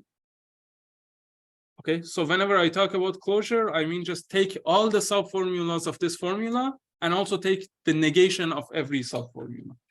That set is called the closure of phi. Okay. For example, if phi is this, what is the closure of phi? Okay. I can actually give you the answer here. So let's look at the subformulas. I have the subformula A, so this is also in the closure. But whenever I put a subformula, I have to put its negation too. So negation of A is also in my closure. Okay. I have next A here as a subformula. So next A is in my closure and its negation is also in the closure. Actually, its negation is also a subformula itself. Okay. Here again, I have A. I have this, which I have here, and I have its negation here. That's good. I have A and next A. So that's a subformula. So I add both this subformula and its negation to my closure. Okay. From this side, I have not next A, so I add it and also its negation to my closure. I have A and not next A, so I add it here and I also add its negation. And then I have the entire formula phi, the entire thing. So both phi and its negation are going to be in my closure. So this is the closure of phi. And as you see, it has 1, 2, 3, 4, 5, 6, 7, 8, 9, 10. 10 formulas in it. So here's what I want to do. I want to create an automaton in which every one of my states is labeled by a subset of this closure. So for example, I have a state that has A and next A and this one, let's say, A and not next A. I have another state that has phi and not A. For any possible subset of these formulas, I have a state. Okay. And again, my intuition is that I want to make sure that if I start at this state, I will accept exactly the set of traces that satisfy all of these subformulas that I've written in this state. Okay. So how many states would I have in my automaton if I define my states like this? So how many elements do I have in my closure? 1, 2, 3, 4, 5, 6, 7, 8, 9, 10. So I have 2 to the power of 10 subsets. So I will get an automaton which has 1024 states. Okay. But my problem is that some of my states actually don't make any sense. Because I can have a state like this. I can have a state that has these two in it, A and not A. Okay? This is a ridiculous state. Because basically it has a contradiction, which means that if I start my run of the automaton here, I don't want to accept anything. So I don't want to put states like this into my automaton. I can also have states that don't give me enough information. So for example, let's say I have a state that just has A in it. Okay. Instead of having this, I could have two different states. I could have a state that has A and next A, and another state that has A and not next A. Okay. These two give me more information. So I prefer these two states to this one. I basically want to keep states that give me as much information as possible and also don't have contradictions. So I don't want to keep all of my states. I want to keep only these states. And we will see that I will call these elementary states. So let's actually try this. Okay. So again, this is the intuition that I talked about.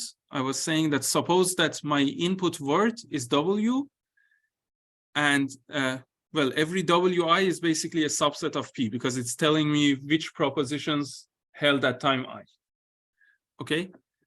I want to say if I start a run at QI, it will be accepted only if that run satisfies all the formulas that are in that state. Okay. So let's do an example. Let's say that my formula phi is this. It's A until not A and B. Okay, and I give a name to this part. I call this part psi. Okay, and let's say that I have a trace W and input W, and this W actually satisfies phi. So it's A, B, B, and then empty set forever. Okay, so it satisfies A until not A and B, because I have A here, here, and here I have not A and B. Okay, so now let's see what subformulas are satisfied at any given point. So what subformulas are satisfied in the first step? Well, if I take W, if I take the entirety of W, all of it, okay, and by the way, this continues forever, right? So it satisfies phi, but it also satisfies the formula A, right? Because I have A here. It also satisfies the formula not B. It does not satisfy the formula psi, which was not A and B, which means that it satisfies not psi. Okay? So these are the sets of formulas that are satisfied by W. Now, let's ignore the first letter and let's just look at the suffix that starts at time 1. So the second letter. Remember, our first letter is time 0. Okay? And let's see which formulas are satisfied here. Again, it satisfies phi, it satisfies A, it doesn't satisfy B, it doesn't satisfy psi. You can check this. It's easy to check all of this. Now, I do the same thing. One more step. I say, let's delete these two and let's look at the suffix that starts from this AB. Let's see which formulas, which sub-formulas are satisfied here. So again, it satisfies phi, it satisfies A, it also satisfies B, right? And it doesn't satisfy not A and B, so it satisfies the negation of this. Okay, now again, I remove this letter and I just look at the rest. And I check what's satisfied there. Now this time, again, I satisfy phi, but I don't satisfy A. Because I don't have A. I satisfy B, okay, I have not A and B, so I satisfy psi as well. Okay, great. Let's remove this and let's continue. Okay, at this point, I'm starting with the empty set, right? So I don't satisfy A, I don't satisfy B. You can also check that I don't satisfy phi, because phi had to be A until this, and I don't satisfy this. So I don't satisfy A, so I cannot satisfy phi here. And so on. This can continue forever. Now, what did I do here? This was a very simple exercise. I basically took every suffix of my input word, and I just listed down all the formulas in my closure that were satisfied by that suffix. Okay? I don't have an automaton right now. But now I want to create an automaton, and the way I want to create an automaton is that I want to say this whole thing is a state in my automaton. The set of closure formulas that are satisfied here is going to be a state in my automaton. And then this one is also a state in my automaton. These are actually the same states because they're the same, right? But anyway, each one of these are one state. Of course, some of them are the same. But the important point is that I should also have a transition from the first one to the second one, from the second to the third, and so on. I should have all of these transitions in my automaton. Okay. So basically, I want this run row to be a run of my automaton, and I also want it to be an accepting run, because my original word W satisfied my formula phi. But I still don't know how to create this automaton. Like, that's the main thing that I want to do here. Okay. So we go back to this point where I said that I cannot just take any subset of my closure and say that this is a state in my automaton, because some of the subsets are contradictory.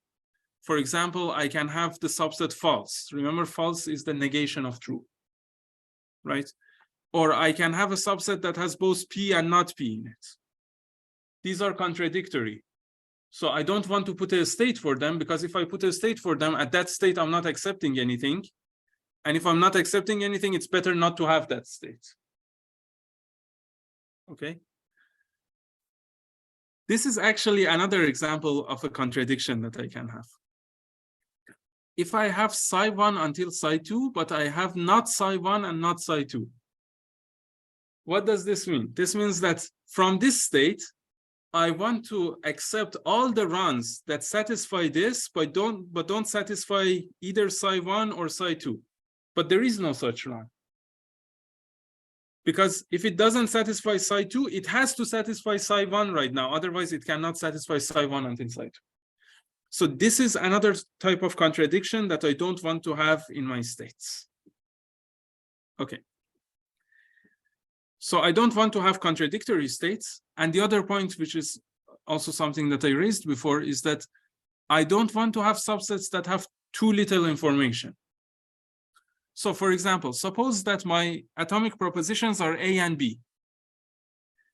This subset that is just A, it's not useful because it's not giving me any information about B.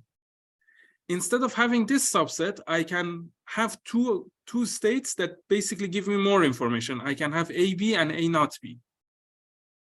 And each one of these states gives me more information than this one. Right? So I don't want to have states that don't have enough information in them. Okay. So based on this, let's actually give a formal definition of what I finally want to put into my states. So I define what I call an elementary subset. And an elementary subset intuitively is a subset that is consistent, doesn't have any contradictions, and also has enough information. So how do I define this? I say a subset Q of my closure, and remember my closure was all the subformulas of phi and their negations. I say a subset is elementary or acceptable or good or whatever if it satisfies these conditions. Okay. The first condition is that it should be a maximal consistent subset according to propositional logic. Okay, what does consistent mean? Consistent means this. It means that, well, I have these conditions. Let's say that I have psi, a formula psi, and I also have psi1 and psi2. So I want to have these conditions. First of all, I want to say if I have psi in Q, I should not have negation of psi, because that's definitely a contradiction. I want to say that if I have psi1 and psi2 in Q, then I should have psi1 and I should have psi2. And it's also if and only if. Does that make sense? So this is one formula. Remember, my set Q is a set of subformulas. If I have this formula in Q, I should also have these subformulas, psi1 and psi2. And on the other hand, if I have these subformulas, I should also have their AND. Okay. The other point is that if true is inside my closure, then true should always be in my set Q. So because true always holds. So I should always have true everywhere. And again, the really important point is that it should be maximal. So I will not accept a set like A. I will instead require to have something like AB or A not B. I will not accept a set that is itself a subset of another acceptable set. Okay. The other constraint is that it should respect the semantics of until. So I should not have this kind of contradiction. Okay. So what does this mean? It means that if I have this formula, psi1 until psi2, okay, then I have these two constraints. The first constraint says that if I put psi1 until psi2 into my state Q, and if I don't put psi2 into Q, then I should definitely have psi1 in Q. So I cannot have this case. I cannot have a case where I have the until, but I don't have any part of the until. Okay. The second condition says that if I have psi2 in Q, it means that, well, a run that starts at Q will be accepted if I satisfy psi2. But if I satisfy psi2, by definition, I'm also satisfying psi1 until psi2. So if I have psi2 in Q, I must also have psi1 until psi2 in Q. Okay? These are just conditions that say everything should be consistent and I should have all the information that I can. So finally, I define my automaton A as an automaton whose set of states Q is basically the set of elementary subsets. So every state of my automaton corresponds to a bunch of formulas. And then I'm saying that if I start at this state, I will accept a trace if it satisfies all the formulas that are written in this state. Okay, let's go forward. Let's actually do an example. I've done half of it, but let's complete this. So what are the elementary sets if my formula is this? So my formula is A and next A until A and not next A. Okay. So first I write all of my subformulas. My subformulas are A, next A, and next A, and so on. And this is the entire formula itself. Okay. Now I don't put the negations here because according to this rule, for every pair of formulas that are negations of each other, I have to put exactly one of them into my state. Okay. So let's say I want to have a state that has A in it, sorry, that doesn't have A in it and doesn't have next A in it. So if it doesn't have A and it doesn't have next A, it cannot have A and next A because that would be a contradiction. So this one would also be 0. Okay. And it also doesn't have A, so it cannot have A and something. So this one should be 0. Can it have phi in it? So it doesn't have the first part, it doesn't have the second part. So it cannot have the until. So this is also 0. Okay. So what does this mean? What is exactly my state Q1? My state Q1 is a set of formulas, but I don't have A in there, so I should have negation of A. I don't have next A, so I should have negation of next A. I don't have this one, so I should have its negation of A and next A. I don't have this one, so I have its negation of A and not negation of A, and I have negation of phi. So this is, sorry, this was Q0. This is one of the states in my automaton. Okay, let me create the other states. So I'm just trying every possible case. So I started with putting 0 for A and 0 for next A, and I saw that the rest of it was unique. Now here, let's say I don't have A, I have next A. So I cannot have A and next A, so this one is 0. I cannot have A and not next A, so this one is also 0. And since phi was this one until this one, phi is also 0. Okay, this is another state that I have. And again, I can write it like this. I'm too lazy. Just agree that this is like a representation of something like that. Okay, what if I have A, but I don't have next A? Again, I don't have A and next A. I have A and not next A. So this is true. Do I have phi? Yes. Yes. Yes, because this is the second part of the until. And if I have the second part of the until, I have the until itself.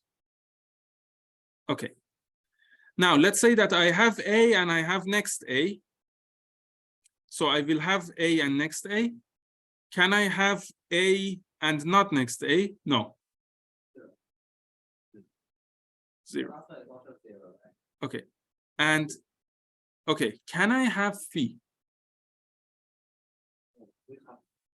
We will never reach the target. Look, here's the thing. I know that I have A and I know that I have next A. So A holds right now and A holds in the next step. Okay. And I know that this thing holds now. So this one was the first part of the until, but the second part of the until does not hold right now. I don't know whether the until holds or not. Both cases are possible. Right? So it's possible that the until holds, because it's possible that I just have the first part of the until for several steps, and then at some point I have the second part of the until. It's also possible that the until does not hold. Right? So I don't have a contradiction either way. So I have two different states. I have Q3 and Q4, one for when the until holds and one for when the until does not. Okay. These are all the states that satisfy these rules, that give me information about every pair of formulas, basically. So they give me complete information for every pair of formulas that was like one formula and its negation. They tell me exactly which one should be in my state. So this is giving me complete information. And they don't have contradictions inside them either. So these are the sets these are my elementary sets, basically. And as you see, I only have 5. So I will not get an automaton with 1024 states. I will only get an automaton with 5 states because everything else was not useful. It was either contradictory or didn't have enough information. Okay. No, we don't know. So I want to create one state in my automaton for every possibility. So it's possible that there is a trace that satisfies A, next A, this one, doesn't satisfy this one, but satisfies phi. Because it's possible to have a trace like that, I'm going to have a state in my automaton that accepts traces that satisfy all of these constraints. Okay. So I have one state in my automaton, Q0, Q1 to Q4, for every possibility, for every combination of my subformulas that can hold. Okay. So remember that again, we have our LTL formula phi. We want to construct a generalized non-deterministic Boole automaton A, such that the language of A is the set of all traces that satisfy phi. We already know our set of states. So I know that my set of states are going to be Q0 to Q4, for example, here. But of course, when I define my automaton, well, I know this. I know the alphabet because it should have the same alphabet as my LTL formula, so that's fine. Yeah, and Q is basically the elementary subsets of the closure of phi. What should my Q0 be? What should I put as my initial states? So you see, I said that from every state, I'm going to only accept those traces that satisfy all the formulas in that state. But I want to accept all the traces that satisfy the formula phi. So my initial states should be the states that have phi in them. So in this case, Q2 and Q3, they have phi in them, right? So my initial states should be the set of all states that have my formula phi in them. Okay, again, in this case, phi was in state Q2 and state Q3. So my initial states here are Q2 and Q3. Okay, so now I know how to set my initial states. The next thing I have to define in my automaton is my transitions. How should I define the transitions? How should I define delta? Okay, so let's say I'm at some state Q, and the next letter I read is WI. So remember, WI is the information that we have at time I. So it's telling me which subset of atomic propositions hold at time I. Okay, so I'm at state Q, and I'm reading WI. So remember that the way I defined my states is that Q itself is a set of formulas, right? And WI is, of course, a set of atomic propositions. This is also by definition. Okay. And my automaton is also non-deterministic. So when I'm defining the successors of Q with WI, I don't have to define just one state. I can assign several states. Okay, I'm going to have some rules. This is my first rule. What does my first rule say?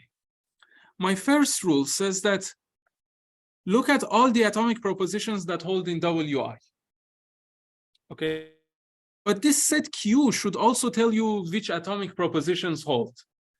Because for every subformula, we either had that subformula in Q or we had the negation of the subformula in Q.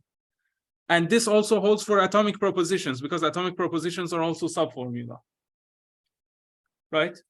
So for every atomic proposition, Q is telling me whether it should hold right now or not. And WI is also telling me whether it actually holds or not in the input. So I have to make sure that these two things match. I have to make sure that WI is basically equal to Q intersection with my atomic propositions. So all the atomic propositions in Q should be in Wi, and all the atomic propositions in Wi should be in Q. And if this equality does not hold, then I say I don't have any successor at all, because I can already say that this trace is not going to satisfy the constraints of this state, because it doesn't even satisfy the constraints on the atomic propositions. And I just say the set of successors is the empty set, which means that I'm rejecting the trace. Okay? Is everyone fine with this? Great. Now, this is my second rule, which is much more complicated. Okay. So let's say that I passed the first rule. Let's say that I had the correct atomic propositions at the current moment, at time I. Okay. Now, let's say that I want to say you can go from state Q to Q prime. So I want this transition. I want to say I'm at Q, I'm reading Wi, and I want to say you can go to Q prime. I want to say what conditions should be satisfied by Q prime so that I can go to it. Okay. So first of all, if I have a formula of this format in Q, so in my state Q, let's say that I said that in the next state, you should satisfy psi. Okay. So next psi is a formula in Q. Remember, every state is a set of formulas, and this is one of the formulas in Q. If this is the case, then of course, after this transition, I expect to go to a state where psi holds. So I would only have transitions if this condition is satisfied. If whenever I have next psi here, I have psi in the next state. Okay, that's the first thing. So this is how I handle next. But I have to also talk about until. Okay, let's say that again, I have in state Q here before I make the transition. Let's say I had psi 1 until psi 2. So psi 1 until psi 2 was one of the formulas in Q. Okay. What do I know? Well, either psi 2 itself was also in Q, in which case I'm happy, right? So if psi 2 was already here, this means that, well, psi 2 was satisfied, so psi 1 until psi 2 is already satisfied. I don't have to do anything in the next step. But if I don't have psi 2, if I have psi 1 until psi 2 here, and I also have not psi 2 here, then what do I know? I know that I should, of course, have psi 1 here, but here I should again have psi 1 until psi 2. Does that make sense? Again, at every state, I'm just keeping track of all the formulas that hold at the current state. Okay? And I'm saying that at state Q, if I have a formula that is of this format, that is of the format next psi, it's telling me that in the next state, I should have psi. So I will create transitions only to the next states that have psi. If there is a state that doesn't have psi, there is no point in putting a transition to it. Okay? That's what I'm doing with next. And then for until, I'm saying this. Let's just go over this in detail. I'm saying that suppose that psi 1 until psi 2 was one of the formulas in Q. So I have psi 1 until psi 2 here. Okay? I'm saying this is happening if and only if either psi 2 is in Q or psi 1 is in Q and psi 1 until psi 2 is in Q prime. So look, if I'm at Q, I have to satisfy psi 1 until psi 2. One way I can satisfy that is if Q is already guaranteeing for me that psi 2 is satisfied. So if I already have psi 2 in Q as well, I'm happy. I don't really need any condition on the next state. But it might be that Q does not guarantee psi 2. But if Q does not guarantee psi 2, because Q is consistent, it will guarantee psi 1. But if Q guarantees psi 1 and psi 1 until psi 2 and doesn't have psi 2, this means that in the next step, I have to make sure that I again guarantee psi 1 until psi 2. Okay? Everyone on that side looks confused. Did you understand this? Okay, nice.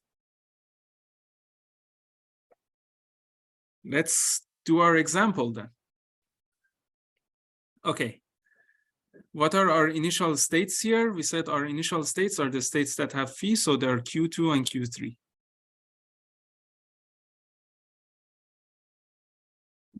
If I'm at Q3 and the letter that I read is A, where can I go? So let's come back here. I'm at Q3. So A holds, next A holds, all of these things, and the letter that I'm reading is A. First of all, the letter I'm reading is A, and A should hold, so I'm happy about that. I'm happy about the propositional atoms, atomic propositions that should hold right now, okay? So that's the first thing, nice. But at Q3, I know that I have next A, so I can only transition to places that have A. So I can only possibly transition to Q2, Q3, or Q4. Okay? That's the thing that I know. But at Q3, I also know that this until holds. This phi was this one until this one. And since this holds at Q3, either its second part should hold in Q3, which doesn't, or in the successor state, the until should hold again. So I cannot go to Q4. So from Q3, I can only go to Q2 or Q3. So the successors of Q3 with A are Q2 and Q3, I think, yes. Yes, Q3 with A can go to Q2 and it can go back to Q3. Okay, what are the successors of Q3? If I read the empty word means that no propositional, no atomic proposition holds. Well, you see, Q3 is telling me that A should hold. But this is a contradiction. So since I have a contradiction, I say I don't have any successors. This is the empty set. Okay. What are the successors of Q2 with A? Okay. Q2, again, it requires that A holds, so I'm happy with this, but it says that next A should not hold. So I can only transition to places that don't have A. I can only transition to either Q0 or Q1. Okay. But I also see that I have this phi, which was this one until this one, it holds, but the second part of the until also holds. So I don't have any other constraints here. I'm happy, my until is fine. So this tells me that from Q2, I can go to Q0 or Q1 if I read A. And from Q2, if I read A, I can go to Q0 or Q1. Yes. What happens if I'm at Q0 and the letter I read is empty? Sorry, if I'm at Q1 and the letter I read is empty. Let's go back here. Q1, okay. It says A should not hold, and in empty A doesn't hold, so I'm happy with that. It says next A should hold, so I can only transition to Q2, Q3, or Q4 because I should have A in the next step. Okay, and I don't have any other constraints because this until doesn't hold. I'm happy with it. So I can go to Q2, Q3, or Q4. Q1 empty set, I can go, yes, to Q2, Q3, and Q4.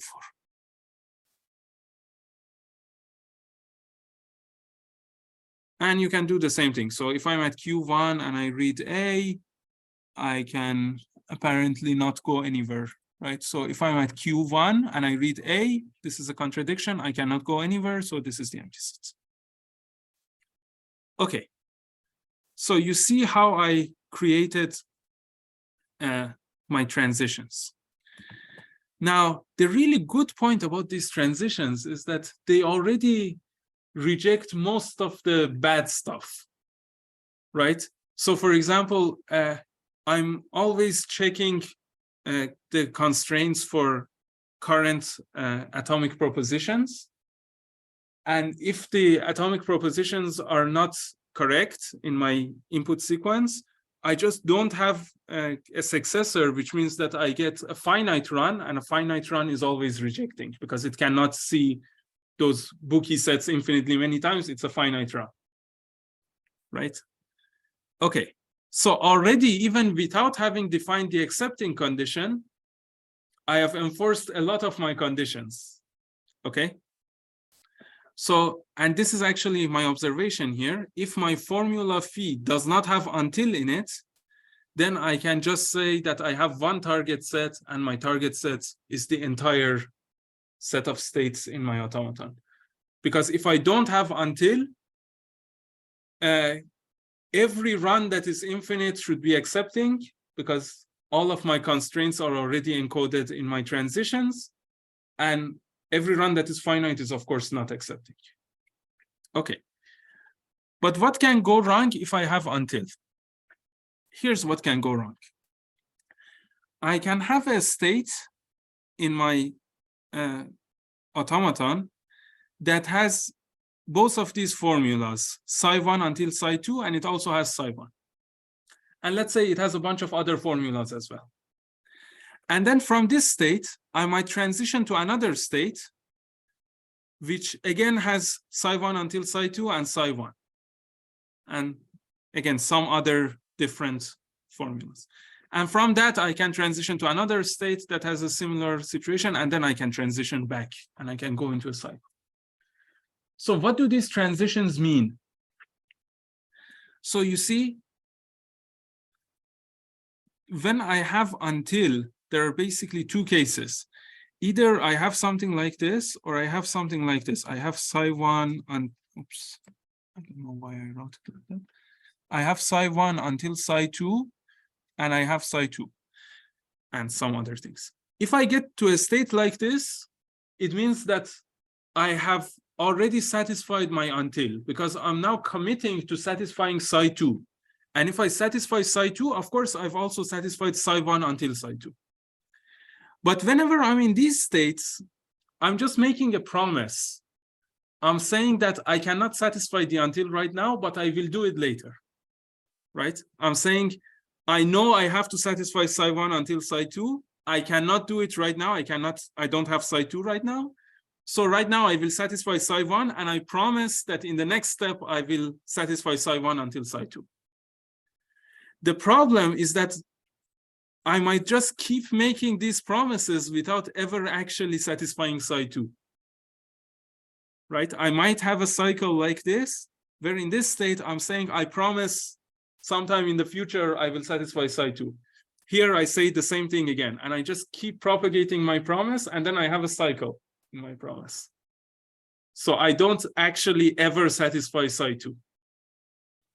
So I have to make sure that any run that does something like this, any run that sees psi1 until psi2, but never sees psi2 itself, is going to be rejecting. Okay? Or another way of thinking about this is that I want an infinite run to be an accepting run if and only if, whenever it sees a formula like this in a state, psi1 until psi2, eventually it also sees psi2. Okay?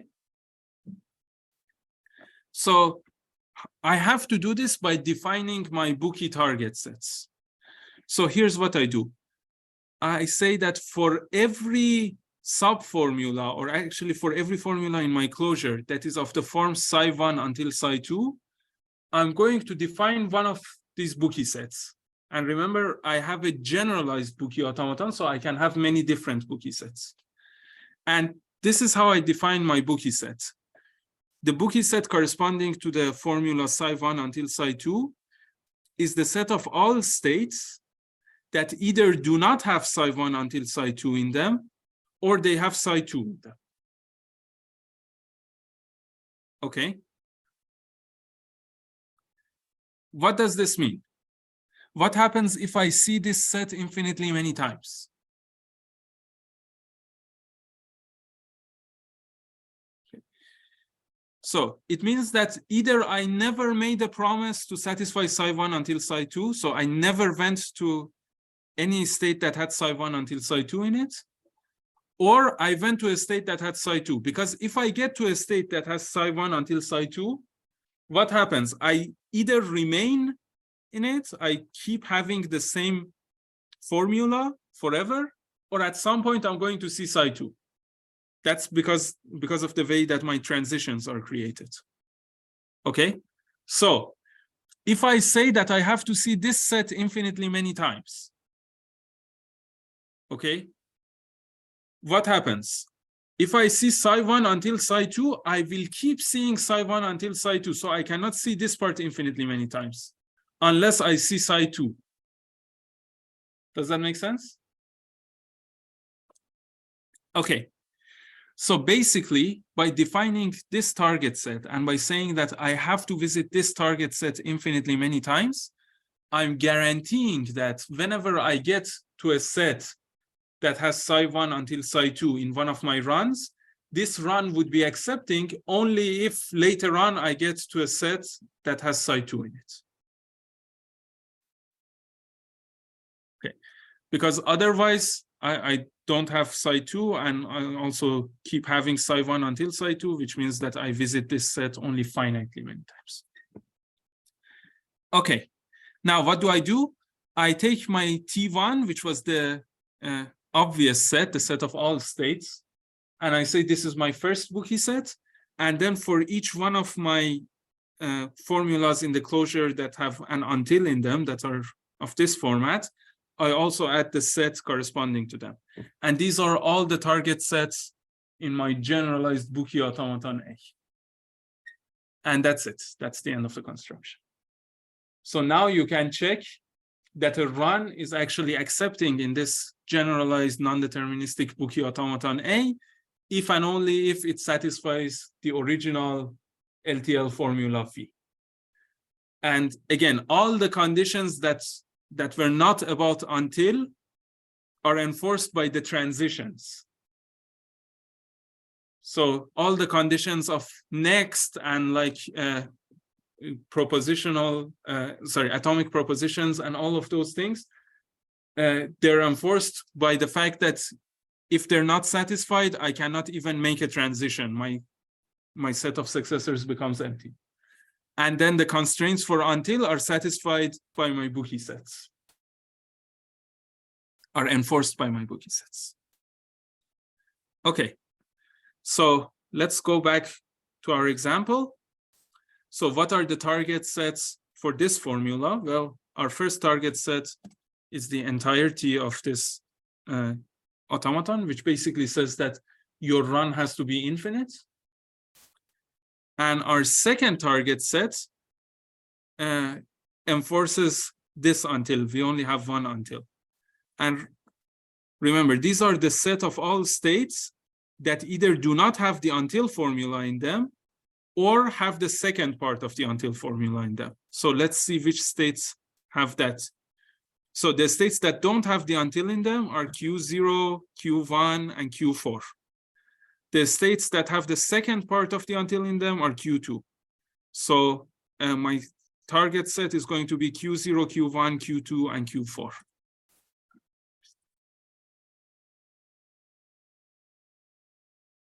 Okay. Yeah. So to summarize what we learned in this session, for every LTL formula phi, there is a generalized non-deterministic Bookey automaton A such that the language of A is exactly the semantics of phi. Okay. Now, you can go back to this algorithm and you can figure out that the size of A is actually exponential in the size of phi, in the length of phi. Why is that? Because basically I'm creating all of these subformulas and I have exponentially many subformulas. And of course, the closure has a size that is at most twice the number of subformulas. Okay. So this means that for every LTL formula phi, there is also just a normal non-deterministic Bookey automaton whose language is the semantics of phi.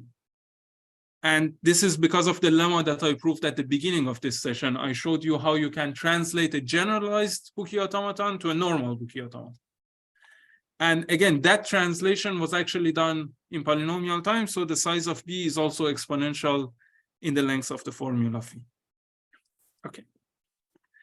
I'm going to also put a video on Canvas, which gives you more examples of this construction so that you can see it and you can really get comfortable with it.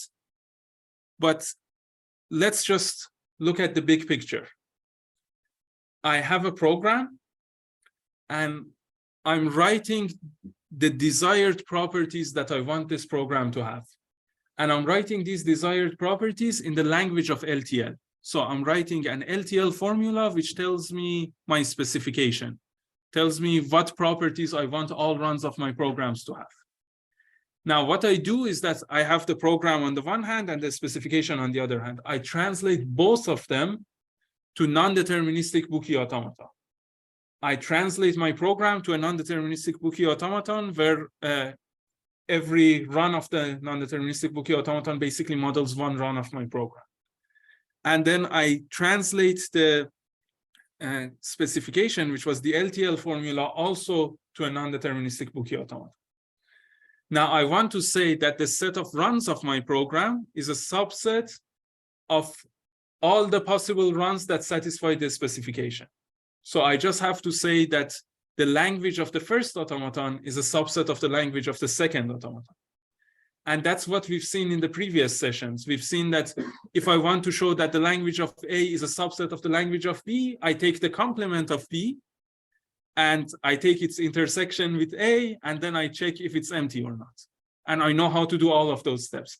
So putting every algorithm that we've seen in the past 4 sessions together, we finally have a way of taking a program and an LTL formula and deciding if every run of this program satisfies this LTL formula. And this is called LTL model checking. Okay, I see you next week.